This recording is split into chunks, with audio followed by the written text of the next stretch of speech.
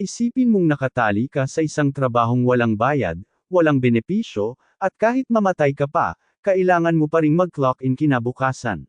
Iyan ang kapalaran ng mga bayani sa mundong ito, dahil gaano man karaming beses silang mamatay sa labanan, patuloy silang binubuhay muli at pinipilit na magpatuloy sa pakikipaglaban. Si Dada ay isa sa mga bayaning iyon, at kasalukuyang tumatakbo siya sa kagubatan habang hinahabol ng isang grupo ng mga kabalyero. Hinahabol siya ng mga kabalyero dahil ninakaw niya lang ang isang kabaong mula sa kanila, pero mayroon din palang grupo ng mga demonyong diwata sa lugar, at mas nakakatakot ang mga diwata kaysa sa mga kabalyero. Habang ginagawang pagkain ng halimaw ang mga kabalyero, sinubukan ni Dada na tumakas, pero maikli at mataba ang kanyang mga binti, kaya hindi siya nakalayo bago siya naabutan ng isa sa mga diwata at tinambas sa lupa. Nagsimulang magpanik si Dada at sumigaw para sa tulong dahil ayaw niyang maging merienda, at sa swerte niya, sa huling segundo, ang kanyang kasama. Si Xylo ay bumagsak mula sa langit at sinaksak ang halimaw sa ulo. Nagpapasalamat si Dada na buhay pa siya, pero tila natuhag siya habang tumatakas para sa kanyang buhay, at masakit talaga, kaya hindi pa siya handang harapin ang lahat ng iyon. Sinabi niya kay Xylo na patayin na lang siya dahil bubuhayin naman siya ng simbahan pabalik sa base, pero sinuntok siya ni Xylo sa mukha at sinabihang tigilan ang pag-iisip ng ganoon.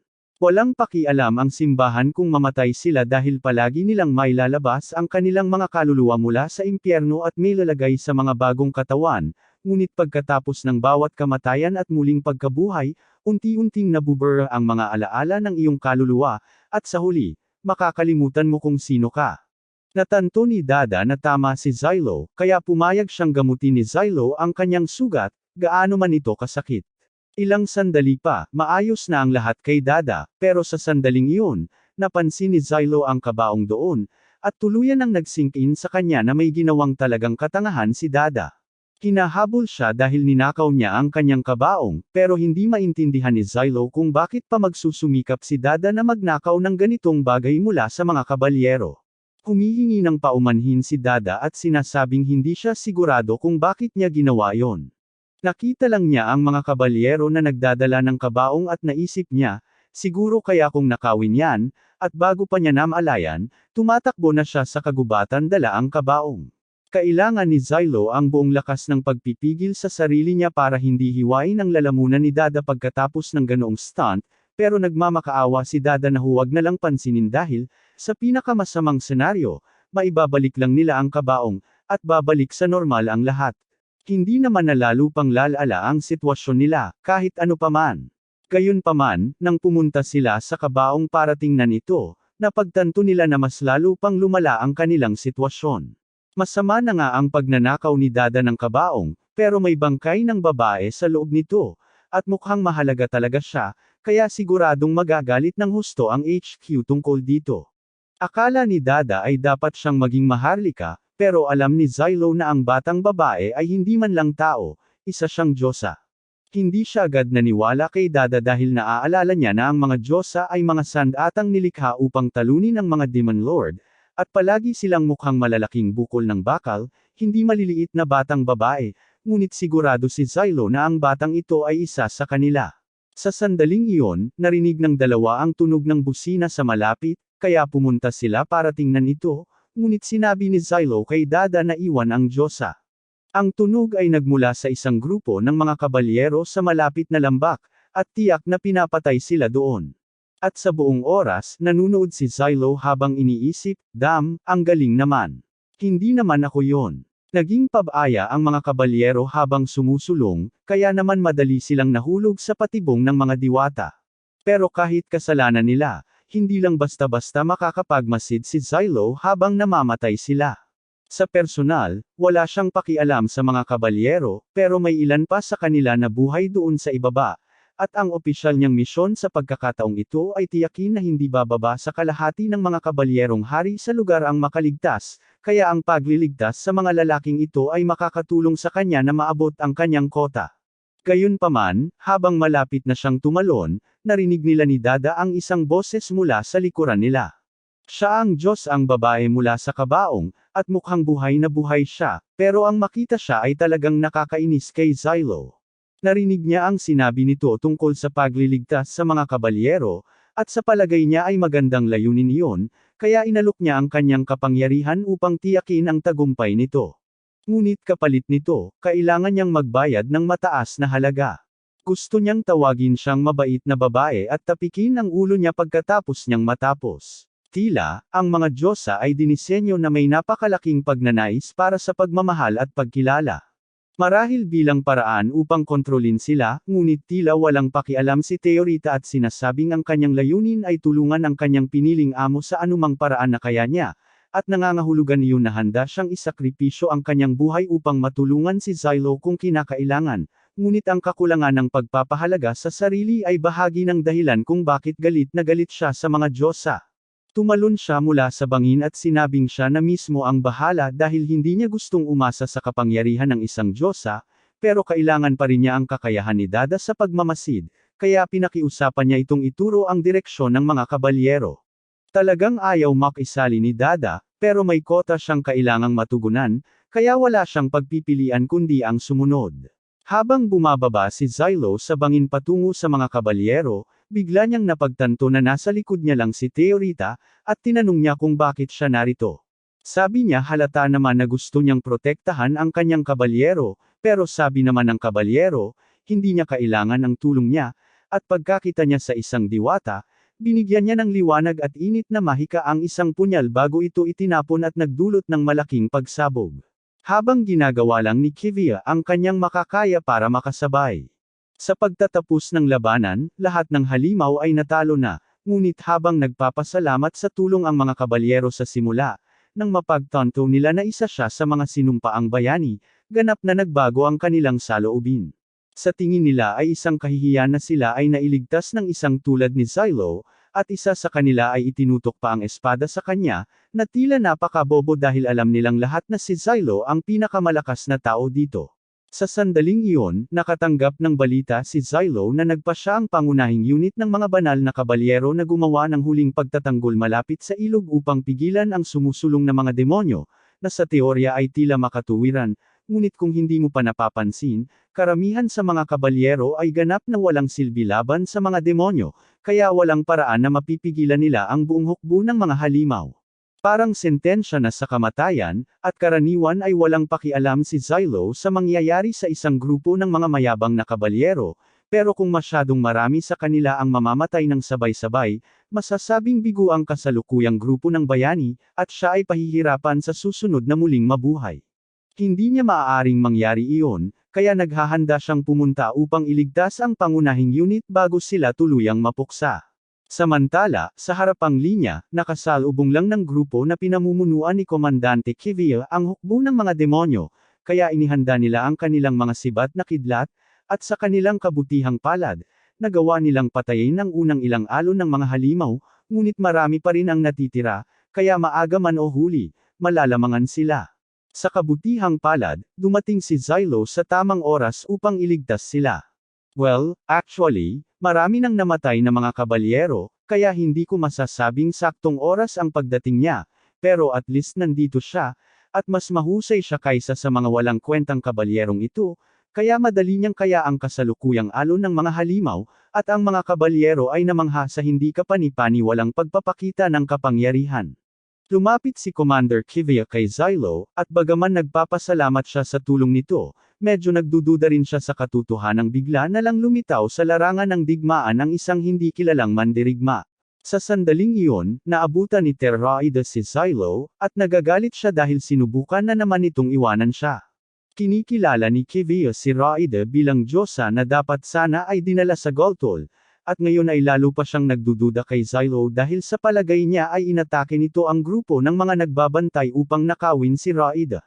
Ipinaliwanag ni Xylo na malamang patay na ang mga kabalyerong nag-e-escort kay Raida, pero hindi niya kasalanan iyon, at bukod pa rito, wala siyang interes na makipagkasundo sa isang diyosa. Rito pa rin si Kivia at humihingi ng tamang paliwanag, pero gaano man kagustuhan ni Xylo na ipaliwanag sa kanya ang lahat ng detalye, wala silang oras para dyan dahil papalapit na ang Demon Lord.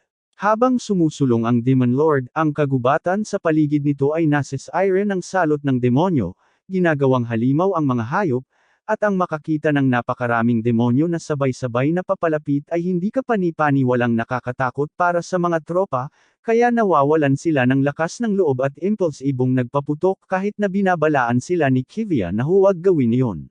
Lumabas na isa iyon sa pinakamasamang pagkakamaling nagawa nila, dahil ang Demon Lord na ito ay may force field na hindi lang humaharang sa mga atake, kundi ibinabalik din ang pinsala sa kanila, kaya malaking bahagi ng mga banal na kabalyero ay napuksa. Habang patuloy pa rin ang pag-usad ng mga demonyo, sinabi ni Xylo kay Kivia na talo na ang laban na ito, kaya dapat na silang lahat umatras habang may pagkakataon pa. Gayunpaman, kahit alam ni Kivia na siya ang tama, tumanggi pa rin siyang umatras. Sinabi ni Xylo sa kanya na mamamatay siya kung mananatili siya rito, at ang tanging dahilan kung bakit siya dumating ay dahil may utos siya na suportahan ang kanilang pag-urong. Sa sandaling marinig ni Kivia ang sinabi niya, napagtanto niya na isa siya sa mga bayaning ipinadala mula sa punong tanggapan, kaya sinabi niya sa kanya na bilang commander sa lugar, siya ang may huling pasya sa gagawin ng tropa, at para sa karangalan nila, isasakripisyo nila ang kanilang buhay sa larangan ng digmaan ngayong araw. Gayunpaman, walang pakialam si Xylo sa babong karangalan ni Kivia dahil hindi niya matiis ang mga taong kusang nagtatapo ng kanilang buhay ng ganito. Ngunit habang nagtatalo sila ni Kivia, biglang nagsimula ang pag-atake ng Demon Lord. 12-dosenang egg sacs ang bumuhos sa dalampasigan, at sa isang iglap, ang buong grupo ay nalampasan ng mga halimaw. Ginagawa ni Xylo ang lahat ng makakaya niya para mapanatili silang malayo, pero nauubusan na siya ng mga palaso na itatapon, at hindi naman gumaganda ang sitwasyon. Biglang, ilang halimaw ang nagtungo sa mga kanyan ng kidlat at nagdulot ng malaking pagsabog sa larangan ng digmaan na nagbabagsak kay Xylo. Sa oras na magkamalay si Xylo, ang tanging nakikita niya ay si Rita na nakahandusay sa lupa sa tapat niya, at nagmamakaawa ito sa kanya na gamitin ang kapangyarihan nito dahil ito lang ang paraan para mailigtas ang mga tao dito mula sa kakilakilabot na kamatayan. Alam ni Xylo na tama siya, pero sinumpa niya sa sarili na hindi na siya muling gagamit ng kapangyarihan ng isang diyosa, kaya sa halip, sinimulan niyang tawagin si Kivia at sumigaw na makipagkasundo kay Rita sa kanyang lugar. Gayunpaman, ilang sandali lang ang lumipas, nakita niya ang duguan na chest plate ni Kivia na gumugulong sa lupa, at malamang na isa na lang itong basag-basag na laman sa larangan ng digmaan sa ngayon, kaya mukhang wala na siyang pagpipilian. Sinabi niya kay Rita na handa siyang bumuo ng kontrata, at natuwa siyang marinig ito, kaya't magsisimula na sana siyang ipaliwanag ang proseso sa kanya, ngunit sinabi niya na alam na niya kung paano ito gawin. Gumawa siya ng hiwa sa likod ng kanyang kamay at iniharap ito kay Rita bilang handog, at sa sandaling halikan niya ang kanyang dugo, naramdaman niya ang pagkakaugnay sa pagitan niya at ni Rita. Ngayong nabuo na ang kasunduan, nagagawa ni Xylo na ilabas ang kapangyarihan ni Rita, kaya tinanong niya ito kung ano ang gusto nitong gawin muna. Sabi niya, magandang simulan ay ang alisin ang mga diwata na kasalukuyang nakapaligid sa kanila, kaya masayang pumayag si Rita. Bilang diyosa ng mga espada, kayang magpalabas ni Rita ng napakaraming sandata at ibuhos ang mga ito sa kanyang mga kaaway, kaya sa madaling panahon, lubos niyang nilipol ang hukbo ng mga halimaw. Talagang ipinagmamalaki ni Rita ang sarili niya at sinasabi kay Xylo na maaari na siyang magsimulang pumuri sa kanya ngayon, ngunit sinabi nito na kailangan pang maghintay ang gantimpala niya dahil may isa pang alon ng mga halimaw na patungo rito. Kinuha niya ang isa sa mga espada na ginawa ni Rita at ibinato ito sa isang halimaw, at mukhang gumagana pa rin ang kanyang kapangyarihan sa mga espada na ginawa ni Rita, kaya humingi siya sa kanya ng karagdagang bala. Unti-unti, tinatapos niya ang natitirang mga demonyo habang namanghang nanunood ang mga banal na kabalyero. Sa isang punto, nagawang mahanap ni Xylo si Kivia at nagulat siya nang makitang buhay pa ito, ngunit sana ay nalaman niya ito bago pa siya bumuo ng kontrata, pero ganoon talaga. Sinabi niya kay Kivia na kailangan niyang kunin ang kanyang mga tauhan at hanapin ang anumang demonyo na nakaligtas sa kanyang mga pagsabog bago pa sila makagawa ng mas malaking pinsala. Nainsulto si Kivia na maglakas loob ang isang bayaning hinatulan na magbigay sa kanya ng mga utos, ngunit pinaalalahanan siya ni Xylo na ito ay usapin ng buhay o kamatayan, kaya kailangan niyang isantabi ang kanyang pagmamataas at gawin ang kinakailangan upang mabuhay. Maaaring siya ay isang sinumpaang bayani, ngunit wala siyang balak mamatay dito, at hindi rin niya gustong makitang may ibang mamatay dito, Kaya naman papatayin niya ang Demon Lord bago pa mangyari iyon. Binuhat niya si Rita sa kanyang balikat at naghandang sumugod sa Demon Lord. Tinanong niya kung gusto niyang gamitin na niya ang kanyang kapangyarihan ngayon, pero sinabi niyang kailangan muna nilang maging mas malapit sa isa't isa, kaya sa ngayon, mag-focus na lang siya sa pagbibigay sa kanya ng mga espada na itatapon. Sa wakas, nang makalapit na sila, hiniling niya kay Rita na gumawa ng malaking espada para magamit niya. Nang ilunsad niya ito sa katawan ng Demon Lord, nagresulta ito sa malaking pagsabog na nagukit ng butas sa katawan nito. Sa kasamaang palad, hindi ito sapat para tuluyang mapatay ito, kaya't naglabas ng ilang tentakulo ang Demon Lord at inatake sila, na nagtulak kay Xylo na ipagtanggol si Rita gamit ang kanyang katawan. Pagkagising ni Xylo, nakita niya si Rita na nakatayo sa ibabaw ng kanyang katawan, at nandito rin si Dada dahil sa wakas ay nakabalik na siya mula sa kung anong ginagawa niya habang isinasapalaran ni Xylo ang kanyang buhay. Sa una, galit si Xylo, pero napansin niya na ninakawan na naman ni Dada. Sinusubukan ni Dada na ipagtanggol ang sarili at sinasabing nakahilata lang ito malapit sa base camp, kaya naisip niya na mas mabuting kunin na lang, at sa kauna-unahang pagkakataon, nagbunga pa ang maruming pagnanakaw na mga daliri ni Dada. Ang bagay na ito ay isang scorched earth seal, na mahalagang isang napakalakas na bomba, at kakaisip lang ni Xylo ng isang plano para gamitin ito upang tuluyang lipulin ang Demon Lord.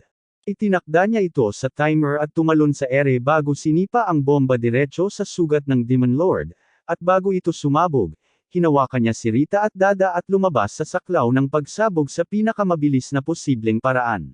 Sa huli, sumabog ang bomba, at tuluyang nawasak ang katawan ng Demon Lord kaya tapos na ang laban, at sinabi ni Rita na gusto niyang purihin dahil sa magandang trabaho niya. Pero habang akmang hahaplasin niya ang ulo nito, bigla siyang nagkaroon ng mga flashback sa dating Diyosa na nakipagkontrata siya, at hindi niya magawang gawin iyon. Sa sandaling iyon, dumating si Kivia at kahit na si Xylo ang nagligtas sa lahat dito, itinutok niya ang kanyang espada sa kanya at sinabing parurusahan siya dahil sa pag-aksyon ng mag-isa at pagbuo ng kasunduan sa Diyos ang si Rita ng walang pahintulot. Sinusubukan ni Rita na ipagtanggol si Xylo at sinasabi kay Kivia na siya ang pinakamagaling na kabalyerong hihilingin niya. Ngunit sinasabi ni Kivia sa kanya na sinasabi niya lang iyon dahil hindi niya alam ang krimeng ginawa ni Xylo na nagresulta sa pagiging bayani niya.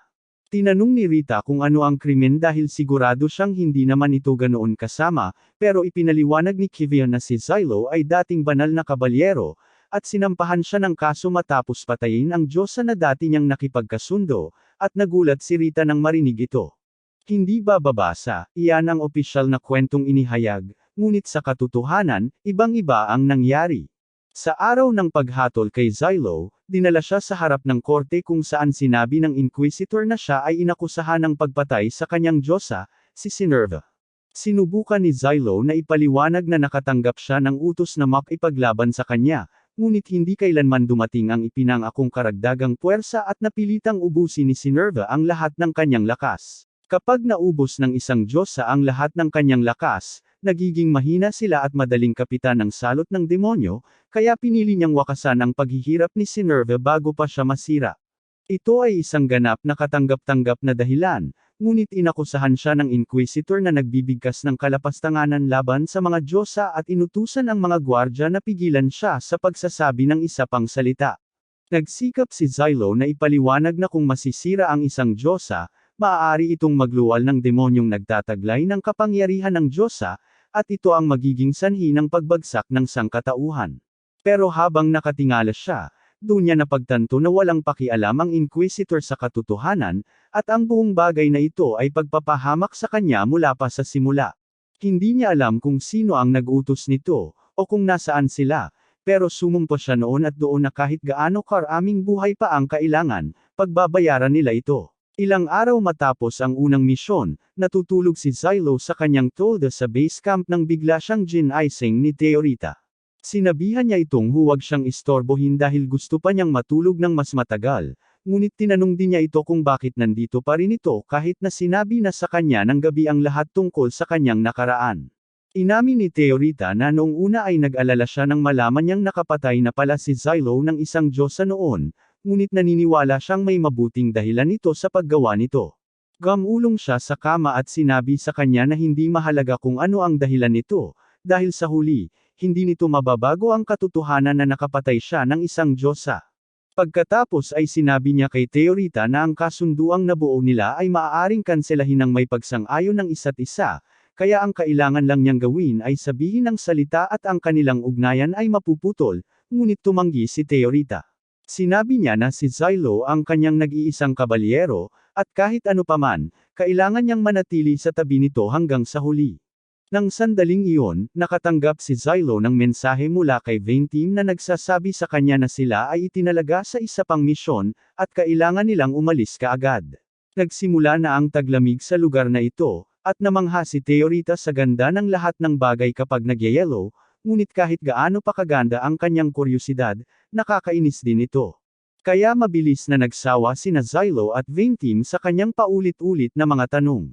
Samantala, pabalik sa HQ, nakatanggap si Kivion ng sarili niyang misyon, at ayon sa kanyang superior, ihihinto niya ang orihinal na misyon sa transportasyon at tatango sa mga tunnel ng Z1 upang tumulong sa paglilinis ng mga ito. Tinanong niya kung nangangahulugan ba ito na ang mga tunnel na iyon ay napuno na rin ng Demon Blight, kaya ipinaliwanag ng kanyang superior na simula noong ika-4 na digmaan at ang paglitaw ng unang Demon Blight, isang malaking bahagi ng kanilang mga kagubatan ang nasira, at sa loob ng 20 taon, nawalan ng sangkatauhan ng malaking bahagi ng kanilang matitirhan na lupain, kaya hindi na nila maaaring hayaang kumalat pa ang Blight. Upang matiyak ang tagumpay ng misyon, ipinadala ang Hero Team upang tumulong sa misyon, kaya sinabi ni Kivion na lalabas siya agad upang makipagkita sa kanila. Pero bago siya umalis, hiniling sa kanya ng kanyang superior na batiin ang High Priest na si Marlin kung sakaling makasalubong niya ito roon. Nang gabing iyon, nagkakampo sina Teorita at ang iba pa sa kakahuyan nang mapansin niyang matagal na niyang hindi nakikita si Dada.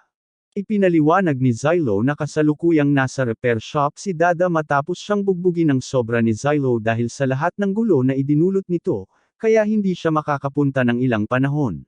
Sinabi ni King kay Xylo na bilang isa sa kanyang mga nasasakupan, kailangan niyang maging mas maingat sa paraan ng pakikitungo niya sa kanyang mga kakampi, at sumang-ayon si Xylo sa kanya ng bahagya upang maipagpatuloy nila ang pag-uusap na ito. Lumapit si Teorita kay Xylo at tinanong ito kung bakit niya tinatawag na King ang lalaking iyon, kaya ipinaliwanag niya na si King ay isang bayani na katulad niya, at tunay siyang naniniwala na siya ang hari ng Federated Kingdom, kaya mas madaling makitungo sa kanya kung sasang-ayon ka. Tungkol naman sa dahilan kung bakit siya napilitang maging bayani, naglunsad si King ng malawakang pag-atake ng terorista laban sa kaharian upang mabawi ang kanyang trono, kaya isa siyang tunay na terorista. Hindi inaasahan ni Teorita na magiging ganito kaseryoso ang dahilan, kaya sinubukan niyang ibahin ang usapan at tinanong kung sino ang lalaking naroon.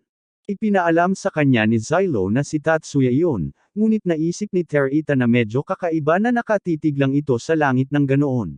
Hindi rin alam ni Xylo kung bakit niya ginagawa iyon, ngunit tulad ng ipinaliwanag niya kanina, kapag ang isang bayani ay namatay at nabuhay muli, nawawala ang bahagi ng kanilang memorya at personalidad, kaya kung hindi sila mag-iingat, lahat sila ay magiging katulad ni Tatsuya balang araw.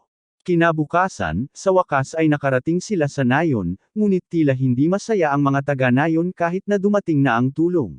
Sa totoo lang, ang katotohanan na mayroon pa ring mga taga-Nayon sa lugar ay nakakagulat sa Vayne Team dahil karaniwan, lahat sila ay inilikas na ngayon, ngunit mukhang maraming mga nagtatago sa kung anong dahilan. Lumapit si Xylo sa isa sa mga tindahan upang mang-alap ng ilang impormasyon, at sa una ay nag-alala ang babae matapos mapagtanto na si Xylo ay isang bayani, ngunit tiniyak niya rito na wala siyang dapat ikatakot. Sinabi niya rito na siya at ang kanyang mga kaibigan ay nandito lang para kontrolin ang mga tunnel, ngunit sa palagay ng babae ay hindi ito makakabuti dahil maraming tao na ang nawala ng Nayon dahil sa salot. Pagkatapos ay umalis ang babae nang hindi binibigyan si Xylo ng pagkakataong magtanong ng direksyon patungo sa tunnel, ngunit nang malapit na siyang sumuko, isang batang babae ang nakakuha ng kanyang atensyon at itinuro siya sa direksyon ng tunnel. Nagpasalamat si Xylo sa kanya at nagsimulang maglakad palayo, ngunit bago pa siya makalayo, tinanong siya ng babae kung ililigtas ba niya ang kanyang ama. Nanatiling tahimik si Xylo at nagpatuloy sa paglalakad palayo dahil kahit na naaawa siya sa kanya, Kung ang kanyang ama ay nasa mga tunnel na iyon, malamang ay matagal na itong patay ngayon, at ayaw niyang bigyan siya ng anumang maling pag-asa. Kalaunan ay muling nakipagtulungan si Xylo sa iba at pinag-usapan nila ang lahat ng impormasyong kanilang nakalap sa ngayon. Ang mga tunnel ng Ziwan ay gumagawa ng dekalidad na bakal na ginagamit bilang katalista sa mga sagradong selyo na gagamitin laban sa mga diwata, kaya naman nagbuhos ng malaking pera ang militar sa pagpapaunlad ng lugar na ito, ngunit kalaunan ay napuno ito ng mga diwata, kaya hindi ito gaanong kapaki-pakinabang sa ngayon. Tinanong ni Tia Rita si Xylo kung ano ang sagradong selyo dahil wala siyang gaanong alam tungkol sa mga ito. Kaya ipinaliwanag niya na ang mga sagradong selyo ang nagpapahintulot sa kanya na lumaban sa paraang ginagawa niya. Gayunpaman, wala rin siyang gaanong alam tungkol sa mga ito, kaya hiniling niya kay King na magpaliwanag dahil ito ang kanyang larangan ng kadalubhasaan. Si King ay isang henyo pagdating sa mga sagradong selyo, at kaya niyang magsagawa ng mga pagtono na karaniwang kukuha ng 12 ng mga tao ng mag-isa, ngunit ang mga sagradong selyo lamang ay hindi sapat upang talunin ang kanilang mga kaaway. Habang papalapit sila sa tunnel, ipinaalam ni Venom sa lahat na mga isang buwan na ang nakalipas, iniulat ng mga taga-nayon na isang grupo ng mga Monero sa kuweba ang naging mga diwata doon at nagsimulang umatake sa mga tao. Medyo malabo ang eksaktong detalye ng insidente, ngunit natuklasan nila na ang Blight number 51 ay tinutukoy bilang Lotus. Ang kanilang misyon ngayon ay maghukay ng direktang daanan para sa mga banal na kabalyero na gagamitin sa pag-atake, kaya napilitan silang lahat na pumasok at harapin ang mga demonyo. Gayunpaman, nang sabihin ni Venom na lahat sila, ang ibig niyang sabihin ay lahat sila maliban sa kanya, dahil bilang commander ng pangkat na ito, kailangan niyang manatili sa lungsod upang i-coordinate ang misyon. Alam ni Xylo na isa lamang itong dahilan na naisip niya para maiwasan ang anumang aktwal na trabaho, ngunit nagsimula ng tumakas si Venom, at hindi naman siya gaanong makakatulong doon kahit na magpatuloy ang grupo nang wala siya. Sa sumunod na ilang oras, ginugol ni Xylo at Tatsuya ang kanilang oras sa paghuhukay sa mga tunnel upang lumikha ng butas para sa mga kabalyero, habang si King ay nakaupo sa kanyang workbench, umuukit ng mga sagradong selyo sa kagamitan sa paghuhukay upang palakasin sila. Gusto rin ni Teorita na tumulong, kaya tinanong niya ito kung maaari siyang tumulong sa paghuhukay, ngunit tinanggihan ni Xylo ang alok nito dahil ayaw niyang sayangin ng isang Diyos sa ang kanyang lakas sa isang gawaing tulad nito. Nang sandaling iyon, dumating si Kivia, at binanggit niya na sinabi sa kanya ng mga nakatataas kung paano si Dada ang nagnakaw ng kabaong ni Teorita, hindi si Xylo. Kaya, ito ang paraan niya ng paghingi ng tawad sa pag-akusa kay Xylo nang hindi talaga humihingi ng tawad. Tinanong niya ito kung bakit hindi nito ipinaliwanag ang sarili niya sa kanya noon, ngunit sinabi ni Teorita na wala itong saysay dahil hindi rin naman siya paniniwalaan ni Kivia. Tama siya tungkol doon, ngunit upang maiwasan ang anumang hindi pagkakaunawaan, hiniling ni Kivia kay Xylo na ipaliwanag sa kanya ang lahat ng mahahalagang detalye sa mga susunod na misyon. Pumayag si Xylo sa kanyang kahilingan, ngunit hindi niya makita kung ano ang magiging pakinabang nito kapag binigyan sila ng isang misyon na tulad nito. Tinanong ni Kivia kung ano ang ibig niyang sabihin doon, kaya itinuro ni Xylo na ito ay isang minahan na puno ng mga diwata, at kadalasan, binabaliwala lang ito ng simbahan, lalo na't paparating na ang taglamig. Walang anumang mahalaga rito, kaya hindi maintindihan ni Xylo kung ano ang layunin dito, at nagsisimula na siyang mag-isip na baka may plano silang gawin kay Teorita. Sinabihan ni Kivia si Xylo na itigil na ang paggawa ng mga walang basehang teorya ng sabuatan at bumalik na sa trabaho, ngunit alam ni Xylo na kahit siya ay hindi alam kung ano ang layunin ng misyon. Pagkatapos ng ilang oras pang paghuhukay, sa wakas ay nakalusot si Xylo sa isa sa mga kuweba, ngunit agad siyang naharap ng mga demonyong alupihan, kaya kumilos si Tatsuya at sinimulang tadteren ang mga ito. Sinubukan din ni Xylo na tumulong, ngunit ang kanyang mga pagsabog ay medyo mapanganib sa mga masisikip na lugar tulad ng kuwebang ito, kaya kailangan niyang iwan ito kay Tatsuya. Mabuti na lang at si Tatsuya ay isang tunay na halimaw gamit ang kanyang palakol, at hindi nagtagal ay natupad niya ang lahat ng mga demonyo. Gayunpaman, malamang nakakailanganin niya ng kaunting oras para magpahinga pagkatapos ng lahat ng trabahong iyon. Ngayong wala na ang mga demonyo, gumamit si King ng mahika ng liwanag para ilantad ang mga bahaging sinalanta ng demonyo, at kahit papaano, may malaking bahagi ng sahig na hindi naapektuhan, kaya napagpasyahan nilang itayo ang base ng mga operasyon dito.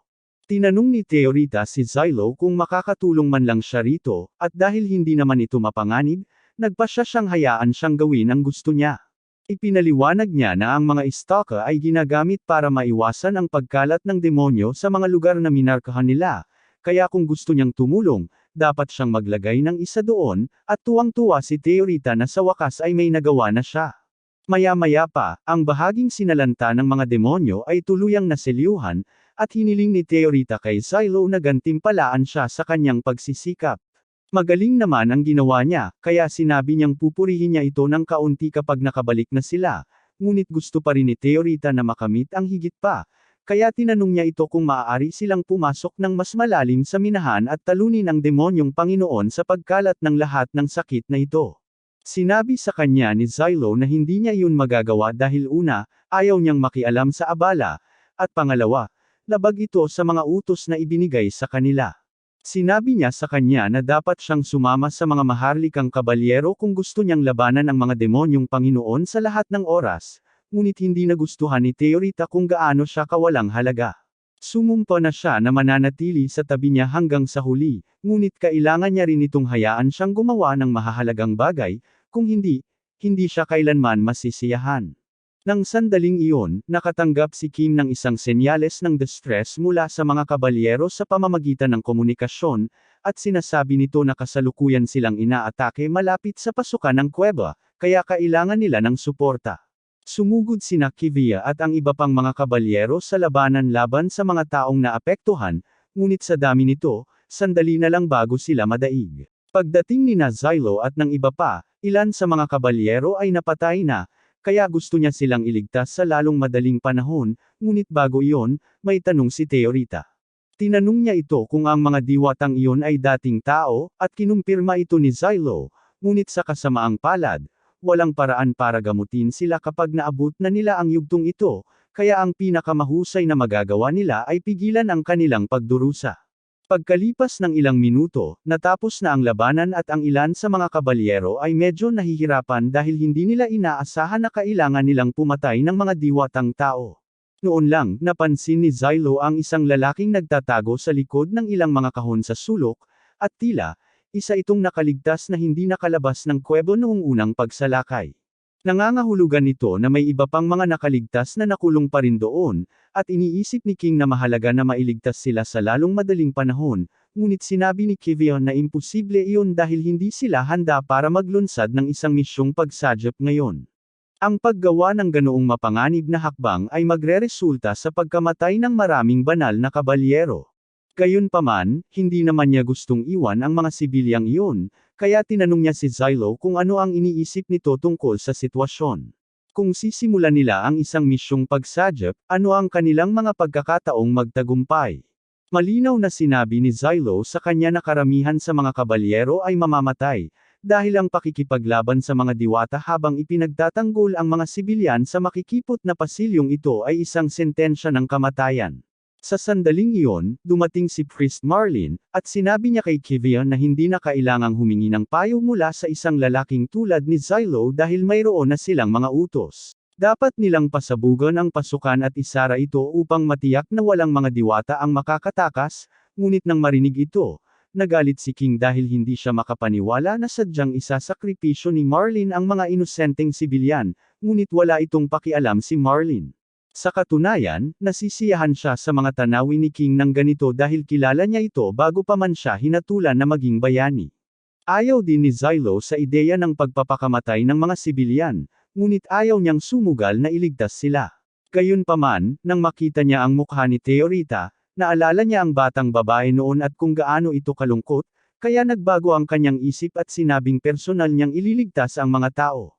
Natapos na nila ang pag-set up ng base ng mga kabalyero, kaya natapos na ang kanilang opisyal na misyon at walang pumipigil sa kanila sa pagliligtas ng mga tao sa kanilang libreng oras, ngunit habang ipinagdiriwang ni Teorita ang katotohanan na sa wakas ay makakagawa na siya ng isang bagay na kabayanihan, sinabi ni Xylo sa kanya na kailangan niyang manatili rito. Tutal, hindi niya maaaring hayaang mamatay si King dahil sa isang bagay na tulad nito. Ang mga taga-nayon ay kasalukuyang nakulong sa isang bahagi ng minahan, desperadong sinusubukang itaboy ang mga diwata, ngunit nang malapit na silang lamunin, dumating si Xylo at pinasabog sila. Pagkatapos ay tumalon si Tatsuya at sinimulang lipulin ang mga halimaw ng walang awa, at napakahusay niya sa kanyang ginagawa. Sinubukan siyang hulihin ng isa sa mga bulate sa isang sapot, ngunit masyadong matalas ang kanyang likas na ugali para doon, kaya't lumingon siya at hiniwa ang sapot bago inatake ang iba pang mga halimaw, at ilang minuto ang lumipas, halos tapos na sila ni Xylo, ngunit hindi ibig sabihin noon ay tapos na ang lahat. Maaaring ligtas na ang mga manggagawa sa ngayon, ngunit ang paglabas sa kuwebang ito ay magiging isang hiwalay na hamon, kaya kung hihilingin ni Xylo kay King na mag-ukit ng mga sagradong selyo sa kanilang mga kagamitan upang bigyan sila ng pagkakataong lumaban. Ang mga sagradong selyo ay gumagana gamit ang luminescence bilang kanilang pinagmumulan ng kuryente, kaya kadalasan ay maaari silang ma-recharge ng sikat ng araw, ngunit dito sa ibaba, walang sikat ng araw, kaya ang mga ito ay magkakaroon lamang ng ilang gamit bago sila maubusan ng enerhiya. Ang mga sagradong selyo ni Xylo ay gumagana ng pareho, ngunit ang kanyang katawan ay kayang mag-imbak ng ilang beses na mas mataas kaysa sa normal na dami ng luminescence ng isang ordinaryong tao, kaya naman napanatili niya ang kanyang mapanirang kapangyarihan dito sa ibaba. Gayunpaman, maaari pa ring maubos ang kanyang kapangyarihan, kaya kailangan nilang lahat na makalabas sa kuwebo sa lalong madaling panahon, kung hindi ay para silang mga nakaupong pato. Naghanda sila para simulan ang paglalakbay patungo sa labasan, ngunit bigla na lamang, nagsimulang yumanig ang lupa sa ilalim ng kanilang mga paa at dose-dosenang mga diwata ang pumaligid sa kanila ng sabay-sabay. Ito ang pinakamasamang tiyempo na maiisip, ngunit wala silang pagpipilian sa sitwasyon, kaya sinabi ni Xylo sa lahat na kailangan nilang bumuo ng isang linya ng depensa at panatilihin ang kanilang posisyon hanggat maaari. Pagkatapos ay sinimulan niyang pasabugan ang ilan sa mga diwata, ngunit ang mga manggagawa ay masyadong takot na lumaban dahil hindi pa sila nakaranas ng mga bagay na tulad nito noon. Sa kasamaang palad, wala silang gaanong pagpipilian, kaya sinabi ni Xylo sa kanila na kailangan nilang ipagtanggol ang kanilang sarili, o sila ay magiging isang tanghalian ng diwata. Samantala, sa pagtatapos ng gabi, silang lahat ay nagpapahinga lamang sa gilid ng pasukan, naghihintay kung makakabalik pa si Xylo ng buhay habang tinatapos nila ang pag-aayos ng kanilang base, at sa buong oras, si Teorita ay nagtatampo sa sulok dahil naiwan siya. Sinabi ni Marlin kay Kivio na sa tingin niya ay wala nang gaanong halaga si Teorita bilang sandata dahil tila talagang may gusto ito kay Xylo, ngunit anuman ang nais niyang ipahiwatig, ipinaalam ni Kivio sa kanya na siya at ang iba pang mga kabalyero ay pupunta upang tumulong sa misyon ng pagsadyap sa sandaling matapos nila ang pag-aayos ng base dito. Para naman kay Xylo at sa iba pang mga tao, pagkatapos ng isang mahirap na labanan, matagumpay nilang nalipol ang lahat ng mga diwatang umaatake sa kanila, ngunit ang kanilang moral ay nasa pinakamababa dahil hindi sila naniniwala na makakabangon sila mula rito. Sinubukan silang hikayati ni Xylo na bumangon muli at lumaban, ngunit silang lahat ay masyadong pagod at walang pag-asa para gawin ito. Sinimulan ni Xylo na sigawan sila na tumigil na sa pag-uugaling ganyan dahil hindi sila kailanman mabubuhay kung susuko sila, ngunit hindi niya sila masabihan, kaya nagpa siya si King na magbigay ng talumpati. Alam niya na inilaan ng mga lalaking ito ang halos lahat ng kanilang buhay sa kanilang mga trabaho, at ang kanilang trabaho ang dahilan kung bakit umunlad ang kahariang ito.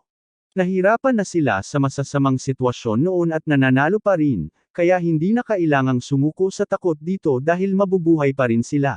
Nakita ng mga lalaki ang hitsura ng purong kumpiyansa sa mga mata ni King, at binibigyan sila nito ng motibasyon na kailangan nila upang makabangon muli at gawin ang kanilang makakaya. Alam nila na sina Xylo, King, at Tatsuya ay mga bayani, at sa buong buhay nila, sinabihan sila na ang mga bayani ang pinakamasamang kriminal sa mundo, ngunit pinili pa rin ni Xylo at ng iba na iligtas sila kahit na karamihan sa iba ay itatakwil sila rito bilang mga bagay na hindi dapat ipagwalang bahala, kaya tunay silang nagpapasalamat sa kanila. Nang sandaling iyon, nagsimulang yumanig ang lupa habang dumarami ang mga diwata na papalapit, at nagsisimula ng madismaya si Xylo dahil patuloy ang mga ito, at walang paraan para malaman nila kung ilan ang nandito.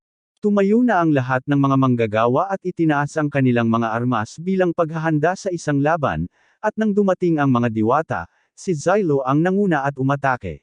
Kinakabahan pa rin ang mga manggagawa tungkol sa lahat ng ito, ngunit napagdesisyonan na nilang bumaba kahit papaano, kaya isa sa kanila ang nagsimulang Icewing ang kanyang pala hanggang sa tuluyan siyang makalapit sa halimaw na uod, at salamat sa mga enchantment na inilagay ng hari dito, ang pala ay talagang nakagawa ng ilang malaking pinsala. Nang makita ito, napagtanto ng ibang mga taga-nayon na maaari pa rin silang magkaroon ng pagkakataon, kaya sinugod nila ang uod at sinimulan itong bugbugin hanggang sa mamatay. Maganda naman ang kanilang ginagawa noong una, ngunit limitado lamang ang magagawa ng brutal na puwersa na walang kasanayan, kaya hindi nagtagal, natalo ang mga manggagawa. Nasugatan ang binti ng Kap-Atas, at dahil hindi siya makatakas, muntik na siyang patayin ng isang uod, ngunit sa huling segundo, biglang nolipol ang uod ng isang lumilipad na hanay ng mga espada. Iisa lang ang makakagawa nito, at lumingon si Xylo at nakita si Teorita na matagumpay na nakatayo malapit sa isang pasilyo habang ipinapahayag ang kanyang pagdating. Nang ligtas na ang lahat, sinabi sa kanila ni Teorita na maaari na nila siyang purihin ngayon, ngunit ayaw gawin ito ni Xylo. Sa kabilang banda, labis na nagpapasalamat si King sa intervention ni Teorita, dahil kung wala siya, maraming manggagawa ang nasawi sa labanang iyon. Sinabi sa kanya ni Teorita na hindi ito malaking bagay dahil sa pagtutulungan nila ni Xylo, halos sigurado na ang tagumpay. Dahil kayang gumawa ni Teorita ng walang limitasyong bilang ng mga espada, nagpa siya si King na gumamit ng ilan sa mga ito para gumawa ng bakod para makapagpahinga ang lahat. Kumuha siya ng ilan at naghanda para simulan ang pag-ukit ng mga sagradong selyo ng bakod sa mga espada, ngunit habang ginagawa niya iyon, lumapit si Xylo kay Teorita at tinanong kung bakit siya narito nang sinabihan niya itong maghintay sa labas. Ipinaliwanag niya na palihim lang siyang dumaan sa mga kabalyero habang hindi sila nakatingin, at hiniling niya kay Xylo na purihin siya sa pagiging tuso, ngunit muli siyang tumanggi. Naisip ni Teorita na baka nagalit si Xylo dahil natagalan bago nailigtas ang lahat, ngunit sinabi niya sa kanya na kasalanan niya iyon dahil iniwan siya kanina. Gayunpaman, pinutol siya ni Xylo at sinabing wala siyang balak gamitin si Teorita o ang kanyang kapangyarihan, at talagang nadismaya siya nang marinig iyon, dahil ang paggamit ang buong layunin niya sa buhay. Tinanong niya si Xylo kung ano ang gusto nitong gawin niya, kung hindi ang makipaglaban kasama niya sa labanan, at sinabi niya sa kanya na gusto lang niya na mabuhay siya, kaya hindi niya hahayaang isugal niya ang kanyang buhay para sa walang kwentang kaluwalhatian. Bahagyang nabuhayan ng loob si Teorita matapos marinig ang sinabi niya dahil alam niyang nangangahulugan ito na talagang nagmamalasakit si Xylo sa kanya, at iyon ang dahilan kung bakit handa siyang isugal ang kanyang buhay para dito. Alam niyang likas na sa kanya ang paghingi ng papuri, ngunit bahagi pa rin ito ng kung sino siya, kaya gusto niyang mamuhay ng maluwalhati at kapaki-pakinabang, at walang magagawa si Xylo para pigilan siya. Napagtanto ni Xylo na maaaring medyo makasarili siya na hilingin kay Teorita na tanggihan ang kanyang mga pagnanasa, ngunit bago pa man siya makapagsalita, nakaramdam muli ang lahat ng biglaang panginginig, at ang isang ito ay mas malala kaysa sa iba. Habang papalapit ang mga halimaw, sinabihan ni Xylo si Teorita na umatras para sa kanyang kaligtasan. Sinabi niya sa kanya na hindi siya pupunta kahit saan, at kung labis siyang nagmamalasakit sa kanyang kaligtasan, ang kailangan lang niyang gawin ay protektahan siya anuman ang mangyari. Hindi talaga maaaring makipagtalo si Xylo sa kanya tungkol dito, kaya pumayag siyang hayaan si Teorita na lumaban kasama niya at kinuha ang isa sa mga espada nito para gamitin bilang bala. Inihagis niya ito sa pangunahing uod ng grupo ng mga diwata, at hinati ito sa kalahati ng sabay-sabay, ngunit nang maghagis na sana siya ng isa pa, nakarinig silang lahat ng isang nakabibinging tunog na nagpaluhod sa kanila. Si Tatsuya naman ay tila hindi naapektuhan dahil iba ang kanyang ginawa. Habang namimilipit sa sakit ang iba, umatake siya at nagsimulang pumatay ng maraming halimaw hanggat maaari. Samantala, napagtanto ni Xylo na ang tunog na ito ay maaaring nagmumula sa isang demonyong Panginoon sa malapit at sinusubukang sirain sila. Tila hindi rin naapektuhan si Teorita, kaya tumakbo siya sa tabi ni Xylo at nagsimulang ibahagi ang ilan sa kanyang enerhiya dito upang malampasan ang impluwensya ng demonyong Panginoon. Ilang sandali pa, lumitaw ang demonyong Panginoon na tinutukoy at lumabas mula sa lupa bilang isang higanteng buhay na puno ng lotus na may figure ng tao, at alam kong may magsasabi, pakinggan ninyo ako tungkol dito. Nagpakawala ang demonyong Panginoon ng isa pang alon ng panghihimasok sa tunog at lahat ng mga manggagawa ay nagsimulang makarinig ng isang boses na nagsasabi sa kanila na lapitan ito, kaya sinubukan ni Xylo ang kanyang makakaya upang pigilan sila. Sinabihan niya ang foreman na kalmayan ang sarili, ngunit ang kabaliwan ay napakatindi kaya't sinubukan niyang tanggalin ang sarili niyang mukha, kaya walang anumang sinabi ni Xylo ang makakaalam sa kanya. Pinipigilan ni King ang kanyang katinoan dahil sa matinding paghahangad at puot sa demonyong Panginoon, ngunit wala na siyang ibang magawa sa ngayon, kaya nasa iba na ang responsibilidad. Sinabi ni Xylo na magiging mapanganib para sa kanila na umalis sa nababakurang lugar, kaya sa halip, sinuportahan niya si Tatsuya mula rito at nagsimulang magpaputok ng mga espada. Tinanong ni Tairita kung talagang magiging maayos si Tatsuya, ngunit sinabi ni Xylo sa kanya na walang dapat ipag-alala dahil napakagaling niya. Gayunpaman, kakailanganin pa rin niya ng backup, kaya hiniling ni Xylo kay Tairita na gumawa ng maraming espada para sa kanya. Natuwa siya na sa wakas ay natulungan na niya si Xylo na lumaban, kahit na ito ay isang supporting role lamang, kaya gumawa siya ng mas maraming espada, at sinimulan niya itong ihagis para takpan si Tatsuya. Patuloy na lumalapit si Tatsuya sa demonyong Panginoon habang iniiwasan ang mga atake nito hanggang sa wakas ay nahati niya ito sa kalahati, ngunit sa kasamaang palad, lumabas na hindi iyon ang pangunahing katawan ng demonyong Panginoon at nahawakan niya si Tatsuya. Nagsimulang tumingin-tingin sina Xylo at Tairita sa paligid, at kalaunan ay nakita nila ang pangunahing katawan na nakasabit sa isa sa mga pader na malapit. Naghanda si Xylo na tapusin ito gamit ang isang huling suntok, ngunit nang ihahagis na niya ang espada, napagtanto niyang wala ng luminescence ang kanyang katawan, kaya hindi na niya magamit ang mahika. Sa sandaling iyon, dumating ang mga kabalyero upang tumulong, ngunit agad silang naging biktima ng panghihimasok ng demonyong Panginoon at natambos sa matinding paghihirap. Pagkatapos ay nagpatubo ang Demon Lord ng mga Galame sa kanilang mga katawan upang lumunin sila, kaya napilitan si Xylo na tumakbo palabas at palayain sila, ngunit napakaraming baging para harapin niya ng mag-isa. Nang sandaling iyon, ang tanawin ng mga inosenteng taong nasaktan ay nagpagalit kay King, kaya't humiwalay siya sa mga baging at inilipat ang kanyang parol sa flamethrower mode upang sunugin ang Demon Lord hanggang maging abo. Talagang epektibo ang apoy laban sa mga halimaw na nakabase sa halaman, ngunit sa kasamaang palad, bago pa niya matapos ang trabaho, hinawakan siya ng Demon Lord sa bukong-bukong at kinaladkad pataas. Nahulog ang parol sa sahig, at sinubukan itong abutin ng Demon Lord, ngunit dumating si Tatsuya ng mahigpit at kinaladkad ito palabas ng lupa upang bigyan si Xylo ng sapat na oras upang makarating sa parol. Gayunpaman, bago pa niya mapaputok ang Demon Lord na iyon, nagawa siyang pigilan ito sa isang holo upang pigilan siyang mag-apoy.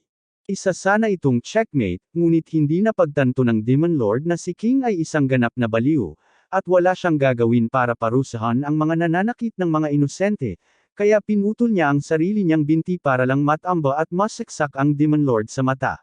Nauntog siya sa pader, ngunit higit pa sa sapat ang nagawa niya dahil napilitan ang Demon Lord na bitawan ang katawan ni Xylo dahil sa kanyang pag-atake, at ngayon, wala nang pumipigil sa kanya na tapusin ang Demon Lord. Nabigla sina Kivia at ang iba pang mga kabalyero sa katotohanang halos natalo ng mga bayani ang Demon Lord ng mag-isa, at si Marlin ay tuluyang nawala ng malay. Tungkol naman kay King, buhay pa rin siya, ngunit nasa malubhang kalagayan siya, kaya kakailanganin niya ng ilang pagkukumpuni. Maya-maya, bumalik ang lahat ng mga manggagawa sa ibabaw at muling nakasama ang kanilang mga pamilya, at nalaman ng iba na si Venetim ay nakaupo lamang dito at walang ginagawa sa buong oras. Ipinadala si King sa Tollier para mailagay ang isang bagong binti, at umaasa si Xylo na magagamot siya ng maayos dahil kung hindi dahil sa kanya, maraming buhay ang mawawala ngayon. Masaya ang lahat na muling nagkaisa ang kanilang mga pamilya, at alam nilang lahat ito ay salamat sa mga bayani, ngunit nag-aalangan pa rin silang lumapit upang magpasalamat dahil sa stereotype, maliban sa foreman at sa kanyang pamilya. Nagpasalamat siya kay Xylo dahil salamat sa kanya kaya niya nakitang muli ang kanyang pamilya, at tungkol dito, sinabi niyang may isang bagay na gustong ibigay ang kanyang anak na babae kay Xylo. Kinakabahang lumapit ang batang babae kay Xylo at binigyan ito ng bulaklak bilang pasasalamat sa pagliligtas sa kanyang ama, at naantig si Zylo sa kabaitang ginawa nito dahil bihira siyang mapasalamatan sa trabahong ginagawa niya. Samantala, naroon si Marlin, galit kay Zylo. Sinubukan niyang isumbong si Zylo kay Kivia dahil sa paglabag sa mga patakaran at pakikipaglaban sa demonyong Panginoon ng walang pahintulot, ngunit mabilis niya itong pinatigil dahil nagligtas ng mga buhay si Zylo at ang kanyang koponan ngayon, at ang tanging ginawa ni Marlin ay kumbansihin siyang iwanan ang mga taong iyon. Karapat-dapat siyang magtamasa ng kahit kaunting pagkilala para sa kanyang nagawa. Ngayong tapos na ang kanilang misyon, bumalik na ang grupo sa kanilang base, na sa kasong ito ay ang Murd Fortress, ngunit habang nasa daan, napansin ni Theoryda na napakaraming tao sa paligid ngayon. Ipinaliwanag ni Van Idem na iyon ay dahil may pista sa bayan ngayon, kaya may mga tao mula sa buong rehiyon na bumibisita, ngunit bukod doon, tinanong niya si Zylo kung maaari silang magpahinga dahil masyado na siyang pagod para magpatuloy. Sa wakas ay nakarating sila sa kuta, at lahat ay naghiwalay ng daan para magpahinga. Nakita natin sina Van Idem at Dada na nakaupo sa isang eskinita kasama si Dada na umiinom ng alak na ninakaw niya mula sa isang tindero kanina, at nasisiyahan siya sa bawat patak nito. Sinabi ni Van Idem sa kanya na dapat siyang maging mas maingat, dahil ang mga tao rito ay hindi nagbibiro sa kanilang pera, kaya kung mahuhuli siyang nagnanakaw, tapos na ang laro. Ngunit wala nang pakialam si Dada, dahil ito ang isa sa mga iilang pagkakataon na talagang makapagpahinga sila, kaya gusto niya itong i-enjoy. Samantala, sa karaniwang apartment ni Zylo sa New York, ninanamnam niya ang kanyang araw ng pahinga sa pamamagitan ng pagbabasa ng libro, ngunit mabilis na natapos ang kanyang kapayapaan at katahimikan nang matagpuan siya ni Theoryda. Hinanap niya kung saan-saan si Zylo dahil gusto niyang sumama rito para magsaya sa Exchange Festival, ngunit sinabi ni Zylo na wala siyang balak pumunta dahil tiyak na makakasalubong niya ang ilang banal na kabalyero roon, at nakakainis ang mga lalaking iyon. Sa pagkakataong iyon, tinanong siya ni Theoryda kung maaari ba siyang makipaglaro kahit man lang sa kanya dahil nakuha niya ang Zig chessboard nito kay Van Idem kanina. Mukhang tuwang-tuwa siya dahil binigyan siya ni Van Idem ng mahabang paliwanag tungkol sa kahalagahan ng laro sa kasaysayan, ngunit sinabi ni Zylo na kung galing kay Van Idem ang kwento, malamang ay gawa-gawa lang niya ang lahat. Bukod pa riyan, abala siya sa pagbabasa ng kanyang libro, kaya wala siyang oras para sa mga board game ngayon. Medyo nagulat si Theoryda dahil hindi niya inaasahan na si Zylo pala ang tipo ng taong mahilig magbasa ng ganito, at mas nagulat pa siya nang malaman niyang ang librong binabasa niya ay tungkol sa tula. Tinanong niya ito kung pwede niya itong basahin para sa kanya, ngunit tumanggi si Zylo dahil masyadong mahirap iyon, ngunit papayagan niya itong magbasa kasama niya kung gusto niya. Nang sandaling iyon, dumating si Kivia at hinahanap si Zylo, at inakala niyang nandito ito para sabihin sa kanya na naitalaga na ang susunod niyang misyon, ngunit sinabi niya sa kanya na mali siya. Bueno, napagdesisyonan na ang susunod niyang misyon, ngunit hindi iyon ang dahilan kung bakit siya narito. Sinabi niya na mayroon siyang gustong pag-usapan kay Zylo, kaya hiniling niya rito na sumunod sa kanya, ngunit sumabad si Theoryda at sinabing gusto rin niyang sumama. Iminungkahi niya na maaari silang lahat na magsaya sa pagdiriwang habang nag-uusap, at dahil naroon si Kivia, walang ibang banal na kabalyero ang mag-aabala kay Theoryda o kay Zylo, kaya panalo ang lahat. Sumang-ayon sina Zylo at Kivia na sumama sa kanya, kaya umalis sila, at nagkakasiyahan si Theoryda. Napakaraming bagay na hindi pa niya nakikita noon, kaya itinuro niya ang isang stall at tinanong si Zylo kung ano ang bagay na iyon. Sinabi niya sa kanya na iyon ay isang mangkok ng candy, ngunit hindi pa naririnig ni Theoryda ang tungkol sa candy noon dahil wala pa ito noong panahon na nilikha siya. Marami ring iba pang mga bagay na bago sa kanya, tulad ng stir-fried noodles at ang bagay na iyon doon. Alam na ni Zylo ang tungkol sa noodles, ngunit hindi pa niya nakikita ang isa pang produkto noon, kaya wala siyang ideya kung ano ito, ngunit si Kivia, sa kabilang banda, ay tila maraming alam tungkol dito. Ipinaliwanag niya na ito ay isang sikat na frozen treat mula sa unang kabisera na tinatawag na ice cream, at ito ay may kasamang honey, nuts, at caramel. Gustong-gusto ni Theoryda ang tunog nito, kaya tinanong niya si Zylo kung maaari siyang kumuha, at dahil ayaw siyang bigyan ni Theoryda, pumayag siyang bumili. Pagkatapos ay humarap siya kay Kivia at tinanong kung gusto rin ba niya ng isa dahil tila masigasig ito noong pinag-uusapan niya ang tungkol sa ice cream, ngunit sinabi nitong ayaw niyang sayangin ang kanyang pera dito ngayon. Sa pagkakataong iyon, inabutan ni Xylo si Theoryda ng ilang barya at hiniling na bumili ng 2 ice cream, kaya tumakbo siya para sumali sa pila. Habang nakapila si Theoryda, tumayo sina Xylo at Kivia sa isang gilid, at habang naghihintay sila, sinabi ni Kivia kay Xylo na bumuti ng husto ang tingin nito sa kanya nitong mga nakaraang araw. Noong una, inakala niyang isa lamang itong kasuklam-suklam na kriminal, ngunit iniligtas nito ang kanyang mga tauhan sa dalampasigang iyon, at isinugol niya ang kanyang buhay para sa mga taga-nayon na malapit ng iwan, at lahat sila ay talagang nagpapasalamat sa kanya. Natuwa si Xylo na marinig na kinikilala ang kanyang mga pagsisikap kahit kaunti lamang, at nagpatuloy si Kivia sa pagsasabi sa kanya na ang kanyang mga ginawa ay malamang na nagligtas din sa buhay ni Theoryda. Nagulat si Xylo nang marinig ito, kaya tinanong niya kung ano ang ibig niyang sabihin, at ipinaliwanag ni Kivia na si Theoryda ay orihinal na natuklasan sa Northern Ruins, at ang 13th Order of Knights ay ipinadala upang kunin siya gaya ng dati, ngunit hindi nagkasundo ang militar at ang templo sa pinakamahusay na paraan upang gamitin siya. Gusto ng templo na bumuo ng isang tipan kay Theoryda at makipaglaban sa mga banal na kabalyero, ngunit dahil nakapatay na si Xylo ng isang diyosa, naisip ng militar na maaaring posible pang mag-reverse engineer ng mas maraming diyosa. Dahil dito, hiniling nila na ibigay sa kanila si Theoryda para sa pagsusuri, na isang magandang paraan ng pagsasabing susuriin nila siya, ngunit sa huli ay nakipagkontrata si Xylo kay Theoryda, at ang katotohanan na nagawa niyang talunin ang 2 demonyong Panginoon sa loob ng maikling panahon ay nagpatunay na mas kapaki-pakinabang si Theoryda habang buhay kaysa bilang isang test subject. Hindi maintindihan ni Xylo kung paano nila maituturing na walang silbi si Theoryda noong una pa lang gayong isa siyang diyosa na may malalakas na kakayahan, ngunit ayon sa mensahe sa mga guho kung saan siya natagpuan, ang tanging magagawa lang ni Theoryda ay magpatawag ng mga espada. Sinasabing ang mga diyosa ay bumaba sa mundo sa isang panahon na kilala bilang dakilang sibilisadong panahon, at ang kanilang mga kalikasan ay lubhang nag-iiba-iba.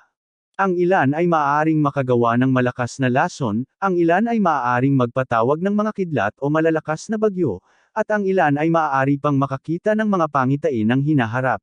Nagigising sila tuwing lumilitaw ang salot ng demonyo, at pagkatapos matupad ang kanilang layunin, kadalasan ay natutulog na sila muli sa kanilang mga kabaong. Alam na ni Xylo ang tungkol sa iba't ibang kakayahan na maaaring taglayin ng isang diyosa, at tila si Tatsuya ay tinawag mula sa ibang mundo ng isang diyosa sa isang pagkakataon. Ngunit bukod doon, kumpara sa mga kakayahan ng 12 diyosa na natuklasan sa ngayon, iniisip ng militar na ang kapangyarihan ni Theoryda sa pagtawag ng mga espada ay mas mababa, kaya handa silang isakripisyo siya, at ang mga kabalyero ay walang pagpipilian kundi ang sumunod sa utos, kaya naman gusto nilang isakripisyo ang kanilang sarili upang magbayad sala para sa kanilang kasalanan. Hiniling ni Xylo sa kanya na ibigay sa kanya ang mga detalye ng susunod na gawain sa lalong madaling panahon, dahil hanggat mahusay niyang ginagawa ito, mapapatunayan niya ang kapakinabangan ni Theoryda upang hindi siya madiskubre. Pinahahalagahan ni Kivia ang paniniwala ni Xylo, kaya sinabi niya sa kanya na ang susunod na misyon ay mangangailangan sa kanya at sa iba pa na ipagtanggol ang kuta na ito. Maya-maya pa, nakipagkita sina Xylo at Venetim sa commander ng misyon, at halos kapareho ito ng sinabi ni Kivia, ngunit may isang problema. Sinasabihan sila ng commander na ipagtanggol ang kuta gamit ang kanilang buhay. Ang layunin ng misyon ay ipagtanggol ang kuta habang inaakit ang demonyong Panginoon na si Iblis, papasok sa lugar, at pagkatapos nito ay isang malawakang pag-atake ng lason ang ika-9 na diyosa upang talunin ito. Tinutulan ni Xylo ang ideya dahil naitatag na ang lason lamang ay hindi sapat upang talunin ang isang demonyong Panginoon. Ang ginagawa lang nito ay ilagay ito sa estado ng suspended animation ng ilang sandali, at inamin ng commander na tama si Xylo, ngunit sinabi niya na may mga pagbabago na ginawa sa estratehiya upang matiyak na gagana ito sa pagkakataong ito. Plano nilang gawing isang tuloy-tuloy na silid ng pagpatay para sa demonyong Panginoon ang kuta, kaya kailangang magsilbing depensa ang mga bayani hanggang sa mamatay sila sa proseso.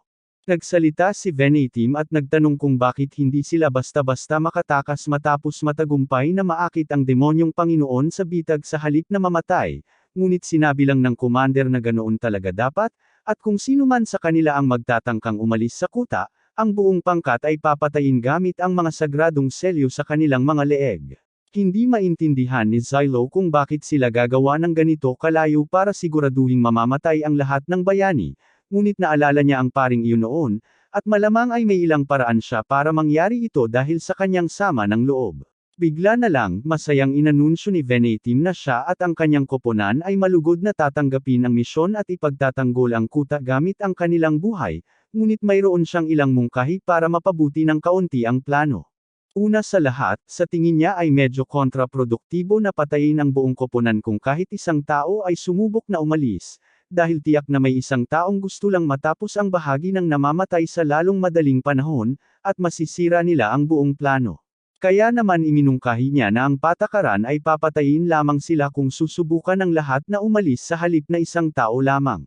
Nabanggit din niya na dahil lubos na deboto si Theorita kay Zylo, tiyak na gugustuhin itong manatili sa tabi niya, kaya tinanong niya ang commander kung ayos lang ba sa kanya yon. Sinabi ng commander na wala siyang awtoridad na magbigay ng utos sa isang diyosa, ngunit mayroon si Kivia ng awtoridad na iyon, kaya hiniling ni Venetim kay Zylo na kausapin siya para maging opisyal ito, ngunit bago umalis si Zylo, tinanong niya si Venetim kung mayroon pa siyang ibang gusto dahil susubukan niyang makipagnegosasyon sa commander.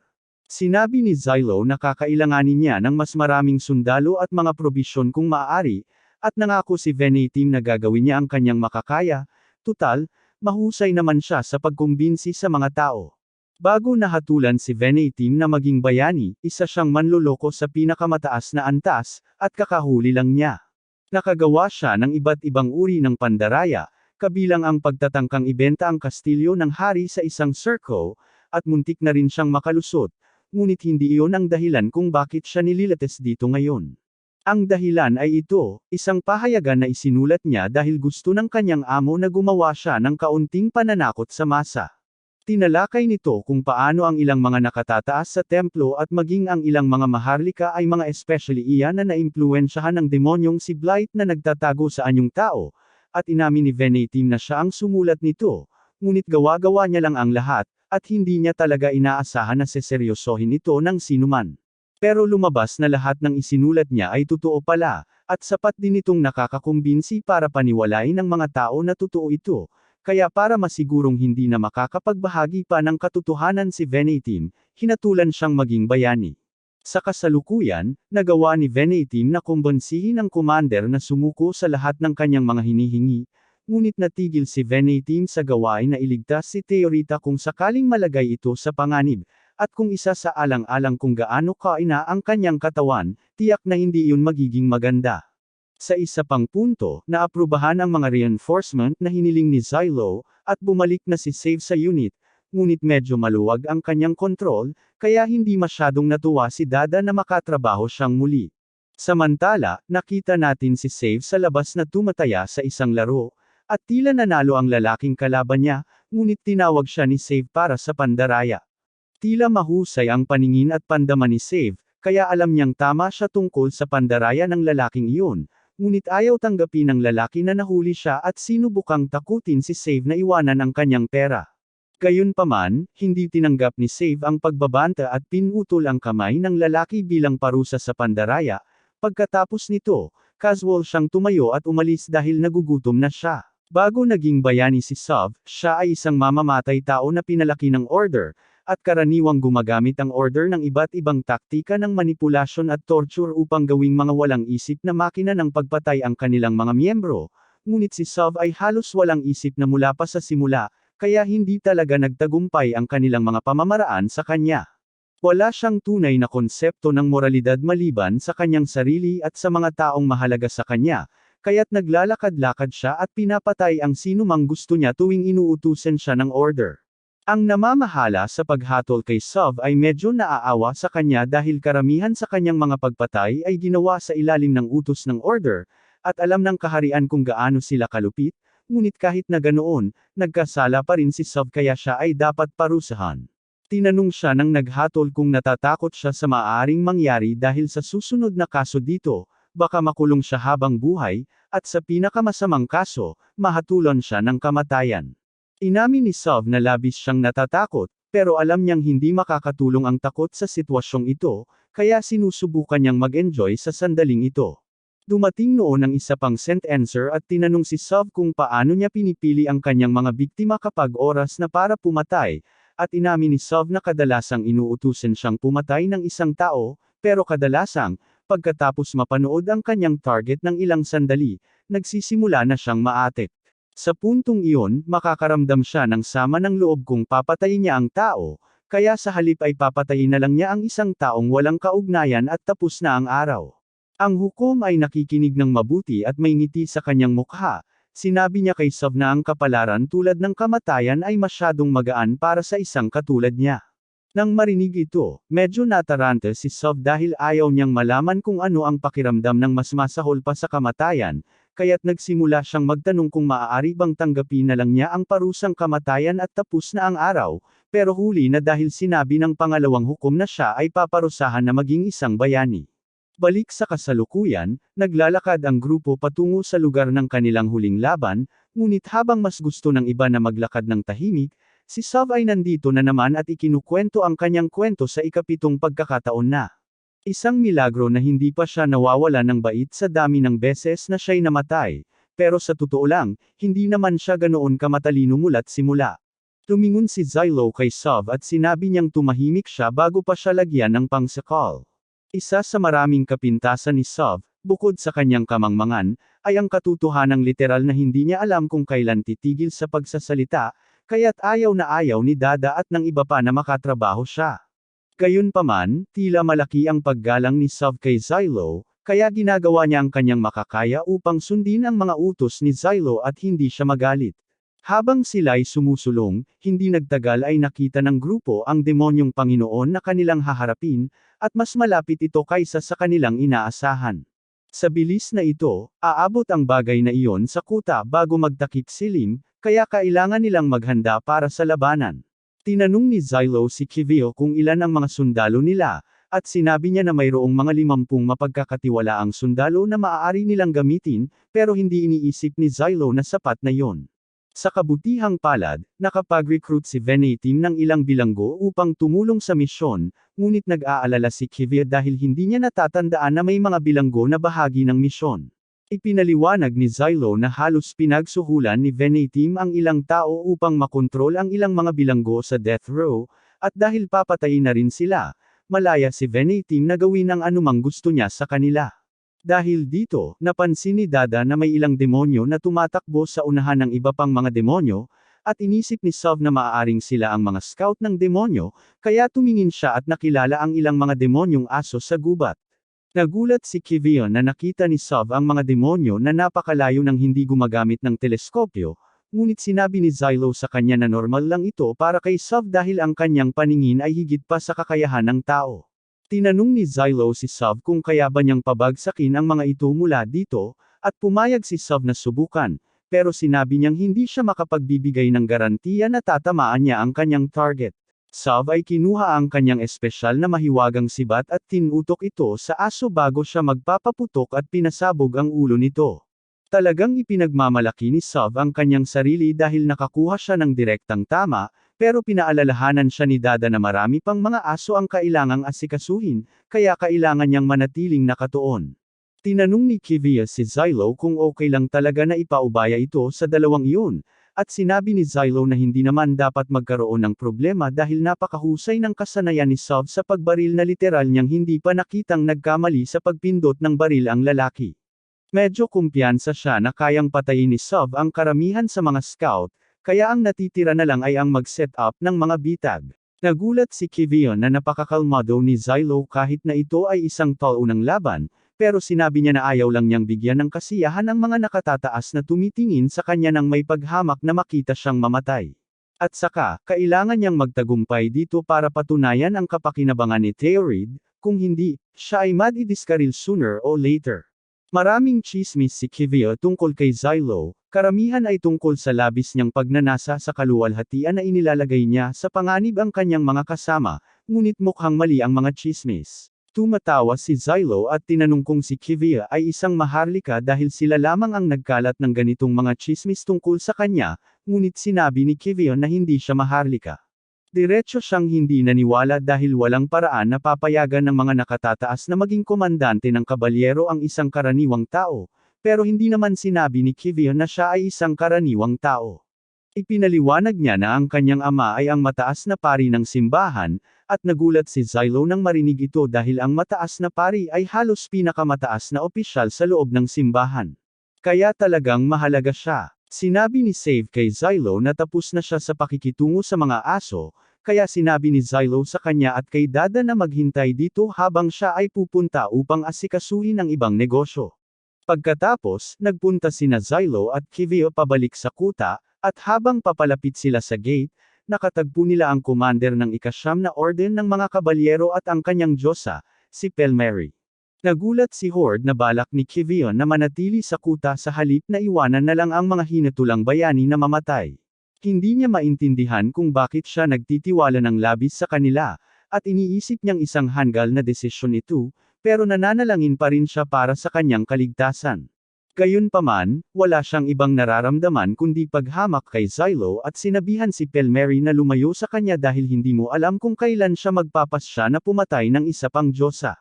Nakakainis ito kay Zylo, pero alam niyang walang patutunguhan ang pagtatalo, kaya pinili niyang kalimutan na lang ito. Bago pa makapagsalita ng iba, nagsalita si Pelmeri at tinanong si Horde kung sa tingin niya ay naging kapaki-pakinabang siya sa nakaraang misyon. Sinabi ni Horde na siya ay talagang perpekto at hinaplos ang kanyang ulo bilang gantimpala.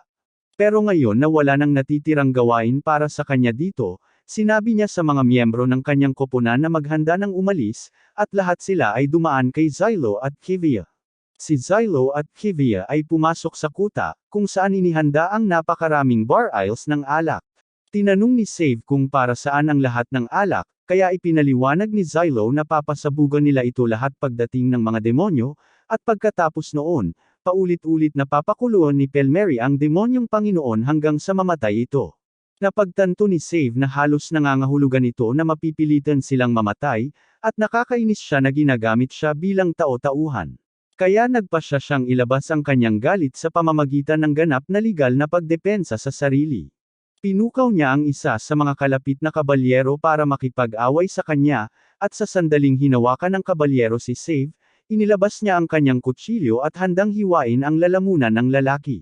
Pero sa kabutihang palad, naagapan ni Zylo si Save sa tamang oras, at isa sa mga kaibigan ng lalaki ang lumapit para hilahin siya palayo, kaya walang masamang nangyari, pero pwedeng naging magulo ito. Tinanong ni Zylo si Save kung ano ang nasa isip niya, at ipinaliwanag ni Save na gusto lang niyang ilabas ang kanyang pagkabigo ng kaunti. Parang pagyuyugyug ng bato kapag naiinis ka, pero pinaalalahanan siya ni Zylo na hindi pareho ang tao at bato. Dumating si Tireta, at galit na galit siya na umalis si Zylo para mag-recon nang hindi siya sinama.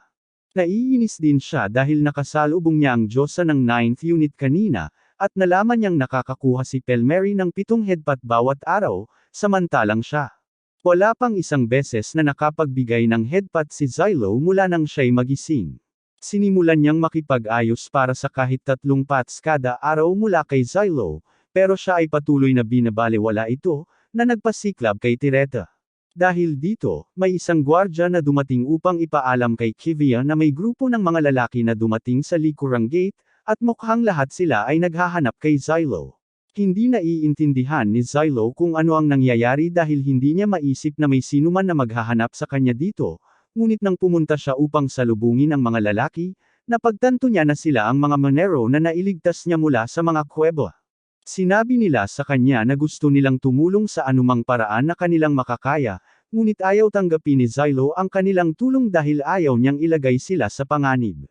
Sinabi niya sa kanila na bumalik na lang sila sa kanilang mga pamilya bago pa mahuli ang lahat, pero ipinaliwanag ng mga lalaki na hindi sila narito dahil lamang sa utang na loob. Matapos mahawahan ang minahan, nagdusa ang kanilang nayon ng malaking pagkawala, at kung mabibigo ang misyon na ito, mangyayari na naman ang parehong bagay, kaya gusto nilang gawin ang lahat ng kanilang makakaya upang makatulong. Muli sanang tatanggihan ni Zylo ang mga ito. Ngunit biglang dumating si King at masiglang tinanggap ang tulong ng mga Monero.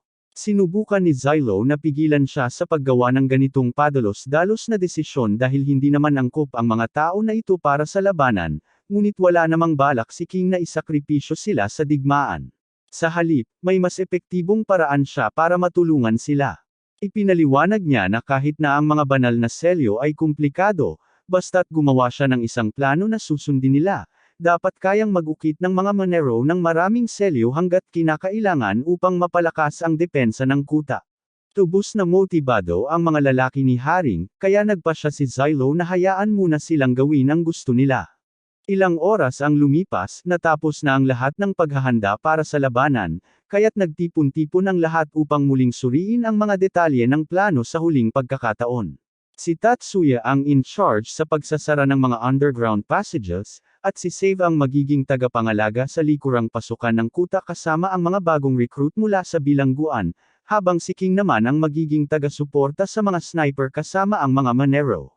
Tungkol naman sa gagawin ni Zylo, ang orihinal na opisyal na plano na pasabugan ang lugar na ito at lasunin ang Demon Lord ay isang hatol ng kamatayan para sa kanilang lahat, kaya't balak ni Zylo na kunin ang inisyatiba at gamitin ang mga bitag na inilatag niya kanina upang patayin ang Demon Lord bago ito makarating sa kuta.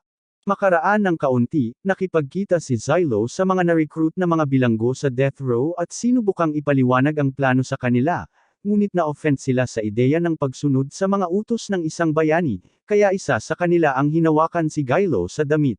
Sa kasamaang palad, iyon ay isang maling desisyon, dahil sa sandaling hinawakan ng lalaki si Gylo, pinaputukan ni Save ang isang ganap na ibang lalaki sa likod na abala sa kanyang sariling gawain. Lahat ng mga preso ay nagulat at tinanong kung bakit hindi na lang pinatay ni Save yung lalaking nagdudulot ng gulo, kaya ipinaliwanag niya na mukhang malakas ang malaking lalaki at kayang gumawa ng maraming trabaho, kaya sayang lang kung papatayin pa siya. Lumapit si Zylo kay Save at pinagsabihan siya laban sa pader, dahil kahit na hindi niya maikakaila na epektibo ito para mapansin nila, binalaan niya si Save na huwag na itong ulitin at umalis. At doon napagtanto ng mga bilanggo na ang pakikinig kay Zylo ang maaaring maging pinakamagandang pagkakataon nila para mabuhay dito. Tinawag si Zylo sa isang pulong kasama si Venetim, dahil kamakailan lang ay nakatanggap si Venetim ng isang liham na nakapangalan sa kanya. Gayunpaman, agad na sinabi ni Zylo kay Venetim na sunugin ang liham sa sandaling makilala niya ang selyo nito, ngunit sinabi ni Venetim na pakiusap na pakinggan siya. Ang liham ay mula kay Frenzy Mastobold, ng pamilyang Mastobold, at sa hindi malamang dahilan ay nag-aalok silang magpahiram ng isang hukbo upang tumulong sa pagtatanggol ng kuta. Gusto sanang tanggapin ni Venetim ang alok dahil makabuluhang mapapataas nito ang kanilang tsansa na manalo, pero ayaw ni Zylo sa Frenzy, kaya tumanggi siya.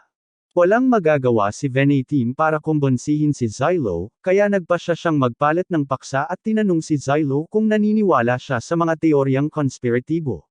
Tinanong ni Zylo kung tungkol ba siya sa kakaibang artikulo ng balita na inilathala niya ilang taon na ang nakalipas tungkol sa mga taga-samba sa demonyo sa mga nakatataas, dahil halatang peke ito, at nakikita ni Venetim kung bakit hindi siya maniniwala dito. Pero tinanong niya kung ano ang gagawin ni Zylo kung totoo na may mga taga-samba sa demonyo na nagtatrabaho sa likod ng mga eksena para siguraduhing matalo ang sangkatauhan sa digmaan. Pagkatapos ng lahat, ipapaliwanag nito ang lahat ng hindi makatuwiran at babong desisyon na ginagawa ng mga nasa itaas kamakailan, at ngayon na talagang pinag-iisipan ito ni Zylo, tila talagang kainahinala. Habang lumalapit ang gabi, ang hukbo ng mga demonyo ay papalapit sa kastilyo, kaya inihahanda nila ang kanilang mga depensa sa hari at nagsimulang magbato ang mga Monero sa kabalyerang demonyo. Matapos maasikaso ang unang alon, inactivate nila ang mga pader na may mga sagradong selyo upang mapanatili ang iba pang mga demonyo sa malayo, at kapag malinaw na ang paligid, umusad ang unit ni Kibyo upang harapin ang mga demonyo ng harapan. Lahat ay ayon sa plano sa simula, ngunit biglang may nakita si Zylo na hindi niya inaasahang makita dito. May isang grupo ng mga tao na nakasakay sa mga demonyong kabayo, at nagpasimula silang maghagis ng mga nagliliyab na palaso sa kuta. Nang marinig na ang kuta ay puno ng madaling magliyab na alak, lahat ay nagmamadaling patayin ang apoy, at ang kaguluhan na iyon ay nagbigay daan sa ilang mga demonyong kabayo na makalusot sa harapang pintuan. At sa ganitong takbo ng mga pangyayari, ilang sandali na lang at lahat sila ay mawawala na. Tinanong ni Teorita kung nahawaan ng blight ang mga taong iyon. Pero sa nakikita ni Zylo, mukhang hindi iyon ang kaso. Ang mga taong ito ay tila normal pa rin, ngunit pinili nilang makipagsabuatan sa mga demonyo sa halip na sa sangkatauhan. Gayunpaman, para mangyari iyon, nangangahulugan ito na may mga demonyo na kayang makipag-usap sa mga tao at kumbonsihin silang lumipat ng panig, na isang nakakatakot na kaisipan. Si Theorita ay medyo nabigla sa revelasyong ito dahil ayon sa kanyang kalikasan bilang isang diyosa, hindi siya makakasakit sa mga ordinaryong tao sa labanan, kahit na sila ay nagtatrabaho kasama ang mga demonyo, ngunit si Xylo ay alam na ang limitasyong iyon, at alam niya kung paano ito haharapin. Bago siya gumawa ng hakbang, kinontak niya si Kivia sa radyo at tinanong siya kung may ideya siya kung sino ang mga taong iyon, pero wala rin siyang alam tulad ng lahat dito. Ang tanging alam niya ay ang mga lalaking iyon ay maaaring mula sa pribadong hukbo ng isang maharlika, dahil tila napakahusay nila sa pagbaril mula sa kabayo. Pero bukod doon, nata, ang mga tao ay mabilis na umatras, at abala pa rin ang unit ni Kivia, kaya hindi nila mahabol ang mga ito. Kaya't ginamit ni Xylo ang kanyang teleskopyo upang subaybayan kung saan sila pupunta, at napagtanto niyang diretso sila patungo sa ilalim ng lupa na daanan. Sa kabutihang palad, ipinadala ni Xylo si Tatsuya doon kasama ang ilang mga kabalyero upang bantayan ang pasukan, at narito rin si Venetim, pero sa totoo lang, hindi siya gaanong makakatulong. Sa ibabaw, sinabi ni Tov kay King na dapat siyang umatras na dahil hindi na magtatagal ang harapang pinto, pero tumanggi siya dahil kung umatras siya, wala nang mag-uudyok sa kanyang mga tao. Inutusan niya ang lahat na ihanda ang mga mahika na kanyon para sa isang pag-atake, kaya't lahat sila ay nagmamadaling naglolod ng artillery, at nang ibinigay ni King ang utos na magpapaputok, binombordahan ang mga demonyo. Ang mga kanyon ay nagdulot ng malaking pinsala, ngunit ang katumpakan ng mga tao ni Haring ay hindi gaanong maganda, kaya't sinabi niya sa kanila na mag-reload at maghanda na muling magpapaputok. Ngunit sa kasamaang palad, ang hukbo ng mga demonyo ay umuusad ng mas mabilis kaysa sa inaasahan nila, at kung walang gagawin, maaabutan sila bago pa man sila makapag-reload. Hindi pwedeng mangyari iyon, kaya tinawag ni King si Xylo para sumali sa laban at pigilan ang mga demonyo. Naiintindihan ni Xylo ang sitwasyon at sinabi kay Tiarita na sila na ang susunod na lalaban, pero bago nila gawin iyon, may nais siyang sabihin dito. Simula nang magkakilala sila, palaging sinasabi ni Xylo sa kanya na huwag ipahamak ang kanyang buhay para sa kapakanan ng iba, ngunit wala siyang problema na gawin ito para sa kanyang sarili. Sinubukan ni Xylo na ipagtanggol na hindi ito magiging problema kung mamatay siya, dahil kayang buhayin siya muli ng simbahan, ngunit kumbinsido si Tiarita na kahit hindi siya maibalik sa buhay, handa pa rin siyang isakripisyo ang kanyang buhay, dahil tulad niya, nakikita niya ang layunin sa pamumuhay para sa kapakanan ng iba, at kapag sinabi niyang ayaw niya ang ugaling mapag-pleasing ng mga diyosa, dahil sa kaibuturan, ito ay nagpapaalala sa kanya ng kanyang sarili. Gusto sanang sumagot ni Xylo pero wala siyang maisip na sasabihin dahil alam niyang tama si Tiarita, pero bigla niyang nakita ang Demon Lord sa abot tanaw, kaya pinutol niya ang usapan at sinabi kay Tiarita na oras na para magtrabaho sila. Samantala, sa daanan, papalapit na ang mga tao na nakikipag-alyansa sa demonyo sa depensang koponan, at nagsisimula ng magpanik ang mga sundalo dahil masyado silang marami para matalo ng kakaunting bilang. Gayunpaman, si Tatsuya ay naglakad ng walang pakialam papunta sa harapan at naglabas ng isang sigaw ng digmaan na nakabibingi bago pinugutan ng ulo ang isa sa mga tao. Sobrang bilis na hindi man lang nakita ng iba kung ano ang nangyari. Pagkatapos ay sinimulan niyang wasakin ang mga tao, at nang mapagtanto ng mga kabalyero na dati natatakot na sila ay nasa likuran ni Tatsuya, nagkaroon sila ng lakas ng loob na magpapaputok sa mga natitirang umaatake hanggang sa ganap na malinis ang daanan, at habang lahat sila ay natutuwa na buhay pa, natatakot din sila sa kakayahan ni Tatsuya. Sa bahagi ni Xylo at Tiarita, sa wakas ay nakita na nila ang Demon Lord, kaya oras na para sila ay umatake. Gusto ni Xylo na mapanatili ang lakas ni Tiarita, kaya pinili niyang umiwas sa halip na makipaglaban ng harapan dito. Naiintindihan ni Tiarita ang plano at gumawa siya ng espada para kay Xylo, na agad niyang itinapon sa pinakamalapit na halimaw, na nagdulot ng malaking pagsabog. Si Tiarita ay talagang naging magaling sa paghuhula kung ano ang kakailanganin ni Xylo, kaya ng 3 halimaw na palaka ang sumubok na lumapit sa kanila, agad siyang naglikha ng sapat na mga espada para kay Xylo na mapuksa ang mga ito nang hindi na kailangang magsalita pa. Gayunpaman, masyadong maraming halimaw sa lugar na ito, at ayaw ni Xylo na patuloy na mag-aksaya ng enerhiya sa pagpapasabog sa mga ito, kaya hinawakan niya si Tiarita at naghanda na tumalon palayo. Gayunpaman, bago pa man siya makaalis sa lupa, biglang nahawakan ng isang demonyadong uod ang kanyang paa, na nagpatigil sa kanya sa lugar na iyon. Nag-alok si Tiarita na gamitin ang kanyang kapangyarihan upang palayain siya kaagad, ngunit sinabi ni Xylo na huminto siya dahil kailangan niyang mag-ipon ng lakas upang talunin si Iblis. Bagaman hindi maganda ang sitwasyon dahil papalapit na ang mga demonyo sa kinaroroonan ni Xylo, at hindi niya alam kung ano ang gagawin. Sa gitna ng tila walang pag-asa, narinig ng mga demonyo ang tunog ng isang maliit na hukbo na papalapit sa kabayo, at iyon ang nagbigay pansin sa kanila ng sapat na panahon para makawala si Xylo mula sa grupo ng mga ood at tumalon palayo kasama si Tiarita sa kanyang mga balikat. Habang lumilipad sila patungo kay Iblis, tinanong ni Tiarita si Xylo kung alam niya kung kanino pagmamayari ang hukbong iyon at kung bakit sila narito. Ngunit kahit na alam ni Xylo kung sino ang mga taong iyon, hindi siya masaya na makita sila.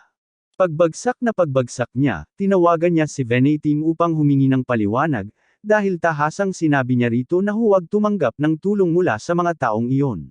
Alam ni Venetim na galit si Xylo ngayon, pero desperado silang kailangan ng mga reinforcements, at sa totoo lang, bahagyang may kasalanan dito si Xylo dahil siya ang pumili na magtiwala sa isang manloloko na sundin ang mga utos. Wala nang magagawa si Xylo tungkol dito ngayon, kaya't nagtuon na lang siya sa pag-aalaga ng kanyang mga sugat para makabalik sa laban sa lalong madaling panahon. Ngunit sa kalagitnaan nito, tumawag si Dada at mukhang labis na natatakot. Tumingin si Xylo at nakita niyang hinahabol si Dada ng isang grupo ng mga bayaran, at hindi niya maintindihan kung paano nangyari ito dahil inutusan niya si Dada na kumuha ng mga bayaran. Pinapaalala ni Dada kay Xylo na ang mga tagubili niya ay magnakaw ng kaunting pera, at pagkatapos ay gamitin ang perang iyon para kumuha ng mga mersenaryo upang ipagtanggol ang kuta, ngunit naisip niyang mas magiging epektibo kung magnanakaw na lang siya ng pera mula sa mga mersenaryo mismo. Gayunpaman, talagang hindi nagustuhan ng mga bayaran iyon. Galit si Xylo na sobrang nagkamali si Dada, pero kung wala ng iba, ang daming tao sa labanan ay nalilito ang Demon Lord ng sapat para makagawa ng pagkakataon para kay Xylo at Tiarita, kaya balak niyang sulitin ito. Habang abala pa rin ang Demon Lord, tumalon si Xylo sa ibabaw nito, at nang nasa tamang posisyon na sila ni Tiarita, ginamit ni Tiarita ang kanyang kapangyarihan upang magpatawag ng isang higanteng espada na tatusok sa katawan ng Demon Lord. Hindi sapat ang espada para patayin ang Demon Lord, pero ayos lang yun dahil ang layunin dito ay makuha lamang ang kanyang atensyon. Ilang sandali ang lumipas, pumasok sina Xylo at Tiarita sa kagubatan kung saan ilang mga magic device ang inihanda at inilibing ng maaga. Inilunsad ni Xylo ang lahat ng ito bago pa dumating ang Demon Lord, at habang ito ay sumugod sa kanya, nahulog ito ng mukha sa bitag. Isang sinkhole ang lumitaw sa ilalim ng Demon Lord bilang resulta, at dahil sa paglubog ng lupa, hindi ito makaalis sa butas, kaya habang nakadikit ito sa lugar, nagpatuloy si Tiarita na magpatawag ng ilang higanteng espada sa ibabaw nito. Habang tumatagos ang mga espada ni Tiarita sa katawan ng Demon Lord, sinubukan nitong pigilan ang mga ito sa pamamagitan ng pagdumi sa mga talim, ngunit pinigilan niya ito at pinilit na ipasok ang mga espada, na nagdulot ng malaking pinsala sa Demon Lord. Sa pagtatapos ng kanyang atake, ang Demon Lord ay nakahiga ng walang kagalaw-galaw sa ilalim ng hukay, at halatang pagod na pagod si Tiarita, kaya sinabi ni Xylo na magpahinga siya dito ng 1 minuto habang pupuntahan niya ang Poison Goddess para tapusin ang Demon Lord. Sinasabi niya na talagang naiinis siya sa katotohanan na ang mga nakatataas ay nagplano na isakripisyo sila kasama ang kuta kahit na napakadali lang talunin ang Demon Lord. Oo, buhay pa ito, pero sa mga ganitong kalubang sugat, wala nang paraan na makagalaw pa ito. Tama ang pagsusuri ni Xylo sa sitwasyon, ngunit hindi niya naisip na ang Demon Lord ay kayang paghiwalayin ang sarili mula sa pangunahing katawan nito, kaya nang magbukas ang isang bagong mata, nagpalabas ito ng 12-12 ng mga pangil sa hangin. Binalaan ni Xylo si Tiarita na tumakbo sa kanlungan kaagad, ngunit hindi siya nakapag-react ng tama kaya napilitang tumakbo si Xylo para protektahan siya, at nagresulta ito sa pagkuha niya ng isang spike sa likod. Samantala, ang Demon Lord ay naghahanda na muling umatake. Masama ang sitwasyon dito, pero mas masahol pa sa kuta, dahil halos ganap na itong nilamon ng apoy at pinasok ng mga halimaw. Inutusan ng hari ang lahat na umatras agad dahil ayaw niyang madagdagan pa ang mga nasawi, pero hindi talaga opsyon ang paglikas ngayon dahil ang tanging daanan ng pagtakas ay kasalukuyang pinupuno ng mga demonyo. Balik tayo kay Xylo at Theorita. Si Theorita ay nagmadaling lumapit kay Xylo upang tingnan kung ayos lang siya, ngunit sinabi lang niya sa kanya na umalis na habang kaya pa niya. Maaaring gusto pa niyang lumaban pero alam niyang nasa hangganan na siya, at kung gagamitin pa niya ang kanyang kapangyarihan, maaaring magkaroon ito ng malubhang epekto. Aaminin niya na tama siya kanina nang sinabi niyang natatagpuan niya ang layunin sa pagiging kapaki-pakinabang sa iba. Gusto niyang manalo sa mga laban, gusto niyang isipin ng mga tao na cool siya, gusto niyang makapag-farm ng aura, at kahit alam niyang ang kanyang mga hangarin ay makasarili at hanggal, pinipili pa rin niyang sundin ang mga ito, pero ayaw niyang isama siya sa kanyang pagbagsak. Tumayo si Theorita sa tabi ni Xylo at sinabi sa kanya na kahit ano pa man ang kanyang nararamdaman, lalaban siya sa kanyang tabi anuman ang mangyari, dahil sa huli, siya ang kanyang makapangyarihang Diyosa. Sinabi niya sa kanya na kung talagang gusto niyang mabuhay siya, ang kailangan lang niyang gawin ay siguraduhing manalo sila, at mukhang okay lang kay Xylo iyon kaya sinabi niya sa kanya na maghanda para manalo sa laban na ito kahit ano paman. Habang nagiging mas maliit at lumilipad ang Demon Lord, inalis ni Theorita ang kanyang kapa at sinabi kay Xylo na gagawan siya nito ng espesyal na espada. Tinanong ni Xylo kung magiging sapat ang lakas ng espada para talunin ang halos di mamatay na halimaw, kaya ipinaliwanag niya na malapit na niyang tawagin ang isang banal na espada at halos wala nang makakawasak dito, pero hindi niya kayang pahabain ang buhay nito kaya mas mabuting huwag siyang palampasin. Sinubukan ng Demon Lord na gamitin ang mga tentakulo nito para pigilan si Xylo at nagtagumpay itong tusukin siya sa dibdib, pero dahil sa ilang apoy mula kay Dada at Solve, nakuha ni Xylo ang banal na espada at habang sinisingil siya ng Demon Lord, hinayaan niyang kagatin nito ang kanyang braso bilang pain bago tusukin ito sa mata gamit ang banal na espada. Naalala niya na sinabi ni Theorita na walang bagay na hindi kayang sirain ng Tayback na ito at habang piniikot niya ang talon sa loob ng demonyong Panginoon, agad itong naglaho, halos parang hindi ito kailanman umiral. Ang banal na espada ay mabilis na nagiging alikabok at ang pagkapagod ni Theorita ay umabot sa kanya, dahilan upang siya'y matamba at nahuli siya ni Xylo, ngunit hindi rin siya maganda ang pakiramdam, kaya siya'y nahimatay din. Sa susunod na pagbukas ni Xylo ng kanyang mga mata, natagpuan niya ang sarili sa isang ospital na may isang miyembro ng simbahan na nakaupo sa tabi ng kanyang kama. Wala siyang ideya kung sino itong lalaking ito. Sabi ng lalaki, naglaan siya ng malaking pagsisikap para ayusin si Xylo ng sapat upang hindi na ito kailangan pang dalhin sa repair shop.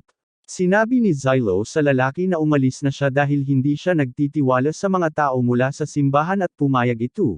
Pero bago siya umalis, ipinaalam niya kay Xylo na hindi napapansin ang kanyang mga pagsisikap. Maraming sibilyan at kahit ilang mataas na opisyal ang nagsimula nang makita siya sa positibong paraan kamakailan at natutuwa si Xylo na makilala, pero ayaw ni Xylo na makatanggap ng papuri mula sa simbahan kaya sinabi niya muli sa lalaki na umalis na, pero sinabi ng lalaki na may isa pang bagay siyang gustong sabihin bago siya umalis.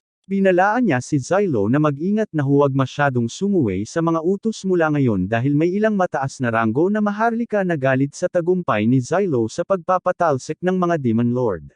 Sila ay bahagi ng isang pangkat na tinatawag na Demon Blight Coexistors, at ang pangalan ay medyo halata, kaya't iniwan niya kay Xylo ang desisyon kung ano ang gagawin niya sa impormasyong iyon.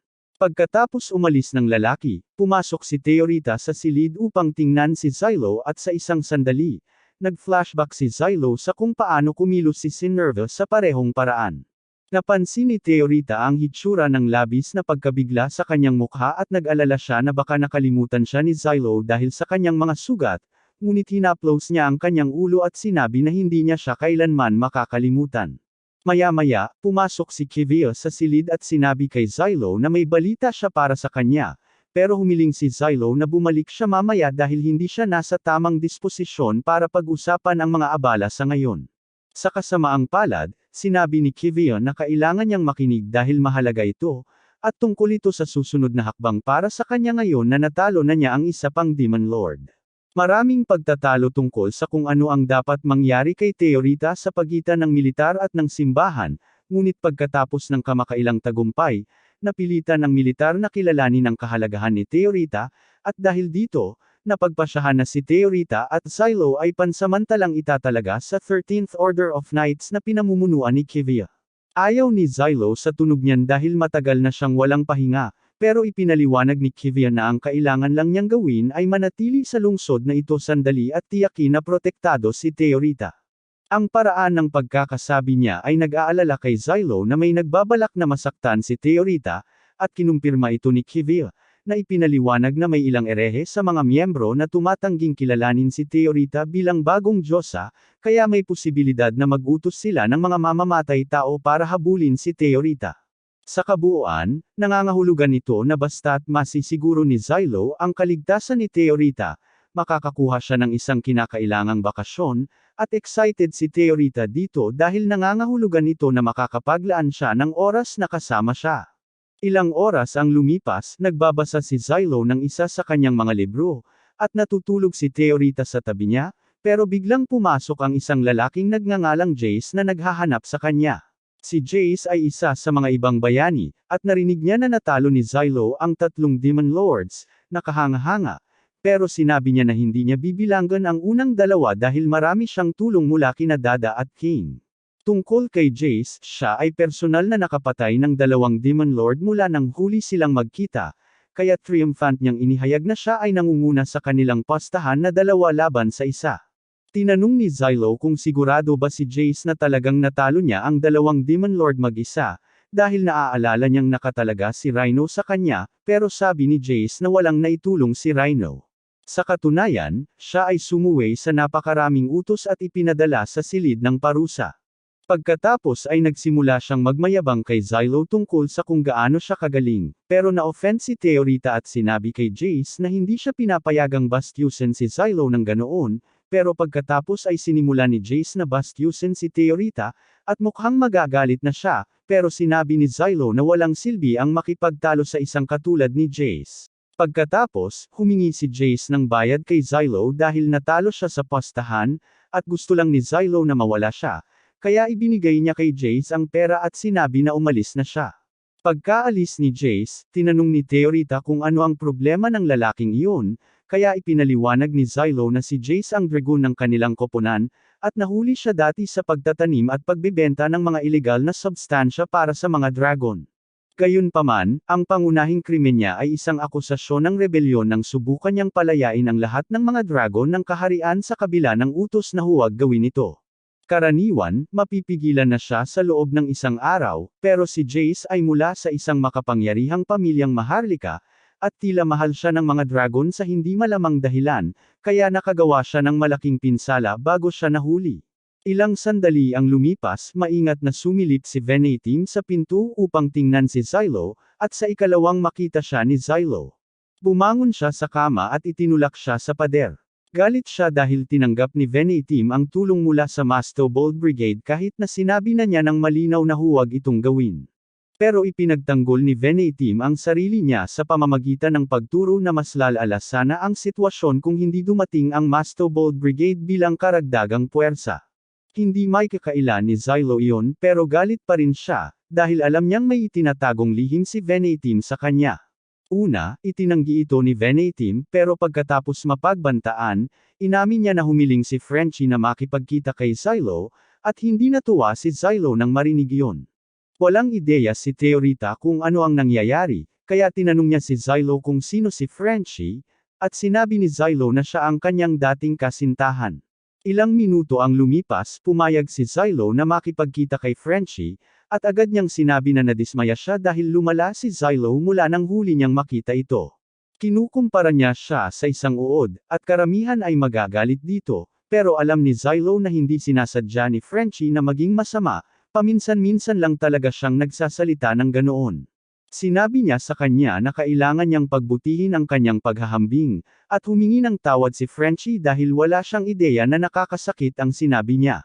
Gusto lang niyang hikayatin si Xylo na kumilos sa paraang nararapat para sa isang magiging miyembro ng pamilyang Mastobold. Tinanong niya kung ang babae sa tabi niya ay ang diyosa na pinag-uusapan ng lahat, at sa sandaling nagkaroon ng pagkakataon si Theorita na magsalita, tinanong niya si Frenchie kung ano ang kalikasan ng relasyon nito kay Xylo. Sabi ni Xylo na nabanggit na niya na si Frenchie ang dati niyang kasintahan, pero pinutol siya ni Frenchie at nilinaw na mayroon pa rin siyang intensyon na pakasalan siya, kaya wala nang dating sa kanilang kasal.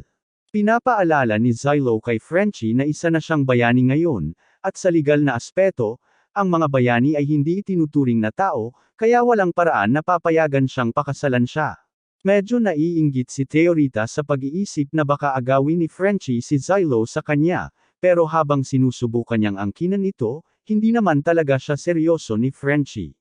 Sa katunayan, inihalin tulad niya ang sitwasyon sa pagkakataong ang alaga ng kanyang ama ay naging sobrang abala kay Xylo, ngunit talagang kinamumuhian siya. Naiinis si Theorita sa katotohanang inihalin tulad siya ni Frenchie sa isang alagang hayop, ngunit hindi siya pinansin ni Frenchie at sinabi kay Xylo na hindi niya kailangang mag-alala tungkol sa kanyang katayuan bilang bayani dahil kasalukuyan siyang nagtatrabaho para makuha ang kanyang pardon. Si Xylo ay nagulat nang marinig iyon dahil hindi niya akalain na posible palang makakuha ng pardon, pero nagpatuloy si Frenchie at binanggit na plano niyang manatili sa lungsod na ito sa loob ng ilang panahon, at hindi siya aalis hanggang hindi niya natutunton ang demonyong si Blight. Xylo at Theorita ay nanahimik pagkatapos marinig iyon at tinanong si Frenchie kung ano ang ibig niyang sabihin, kaya ipinaliwanag niya na mga isang buwan na ang nakalipas, siya at ang mga pinuno ng gabi ay naglakbay para subukang hanapin ang isang Demon Lord, ngunit ilang araw na ang nakalipas, ang buong puwersa nila ay nawala sa paligid ng bayan na ito. Ang demonyong pinuno na responsable ay numero 59, Spriggan at Frenchie ay may hinala na ang demonyo ay maaaring nagkukubli bilang tao. Walang ideya si Theorita na ang mga demonyo ay kayang magpanggap bilang tao, at inaasahan na iyon dahil ito ay isang bihira at nakakainis na kakayahan sa mga demonyo. Ibig sabihin, magiging ilang beses na mas mahirap hanapin ang demonyong ito, lalo na't malamang na nakapasok na ito sa lungsod, kaya't pinayuhan ni Frenchie si Xylo na mag-ingat. Iyon na halos lahat ng kailangan niyang sabihin, kaya tumayo siya upang umalis, pero bago siya umalis, tinanong niya kung sino ang taong naninilip sa kanila mula sa likod ng dingding na iyon. Lumabas na si Kivia pala ang nagmamasid sa kanila buong panahong ito, at sinubukan niyang magbigay ng dahilan, sinabing kailangan niyang bantayan si Xylo, pero alam ni Frenchie na nagsisinungaling siya, kahit na ayaw niyang gawing malaking issue ito, kaya pinabayaan na lang niya. Kinabukasan, sina Xylo, Theorita, at Kivia ay lumabas, at sinabi ni Theorita na gusto niyang maglibot-libot dahil sinabi ni Dada na maraming libreng pagkain sa lungsod na ito, pero sinabi ni Xylo na hindi libre ang pagkain, nagnanakaw lang si Dada. Bukod pa rito, wala silang oras para maglibot-libot dahil narito sila para akitin ang mga erehe ng templo na humahabol kay Theorita, pero tungkol sa pagprotekta kay Theorita, sinabi ni Xylo sa kanya na hindi siya pinapayagang magsabi kaninuman tungkol sa banal na espada na ginawa niya, dahil kung malaman ng templo na mayroon siyang ganitong kapangyarihan, magiging mas mahirap ang kanilang buhay. Samantala, sina Xylo at Kivia ay sasamahan si Theorita sa lahat ng oras upang matiyak na siya ay ligtas, ngunit nais ni Xylo na magdala ng isa pang tao upang matiyak na lahat ng kanilang mga base ay natatakpan. Si Van Edem ay halos walang silbi bilang bantay, kaya hindi siya pwede. Si Dada ay magwawaldes ng maraming bagay kung siya ay pakakawalan sa bayan, at tungkol kay Bryce, abala siya sa pag-aalaga ng kanyang mga dragon, kaya ang natitirang opsyon ay si Save kahit na talagang ayaw ni Xylo na hindi tumitigil si Save sa pagsasalita. Si Save ay walang tigil na nagsasalita tungkol sa kung gaano kalala ang Wenmosa Organization. Tinawag nila ang kanilang sarili na isang relihiyosong orden, pero sila ay purong kasamaan. Nagsagawa sila ng mga sakripisyo ng tao, inialay ang mga bata sa mga Diyos, at pagkatapos ay ininom ang dugo ng mga bata, pero hindi naman mangyayari yan sa totoong buhay, di ba? Sa anumang kaso, dahil nandito na sila, humiling si Theorita kay Xylo na pumili ng isang souvenir upang ipagdiwang ang kanilang unang tunay na outing ng magkasama, at pumayag si Xylo, habang abala si Theorita sa pagtingin sa mga available na item. Tinanong ni Zylo si Save kung mayroon ba siyang ideya kung ano ang maaaring subukan ng isang mamamatay tao upang makuha si Teorita sa isang lugar na ganito. Ipinaliwanag ni Save na posible nilang subukang makisama sa karamihan at hiwain ang lalamunan ni Teorita habang dumadaan, kaya't kailangan nilang bantayan iyon. Maya-maya, sumigaw si Teorita na gusto niyang bigyan pa ng pansin ni Zylo.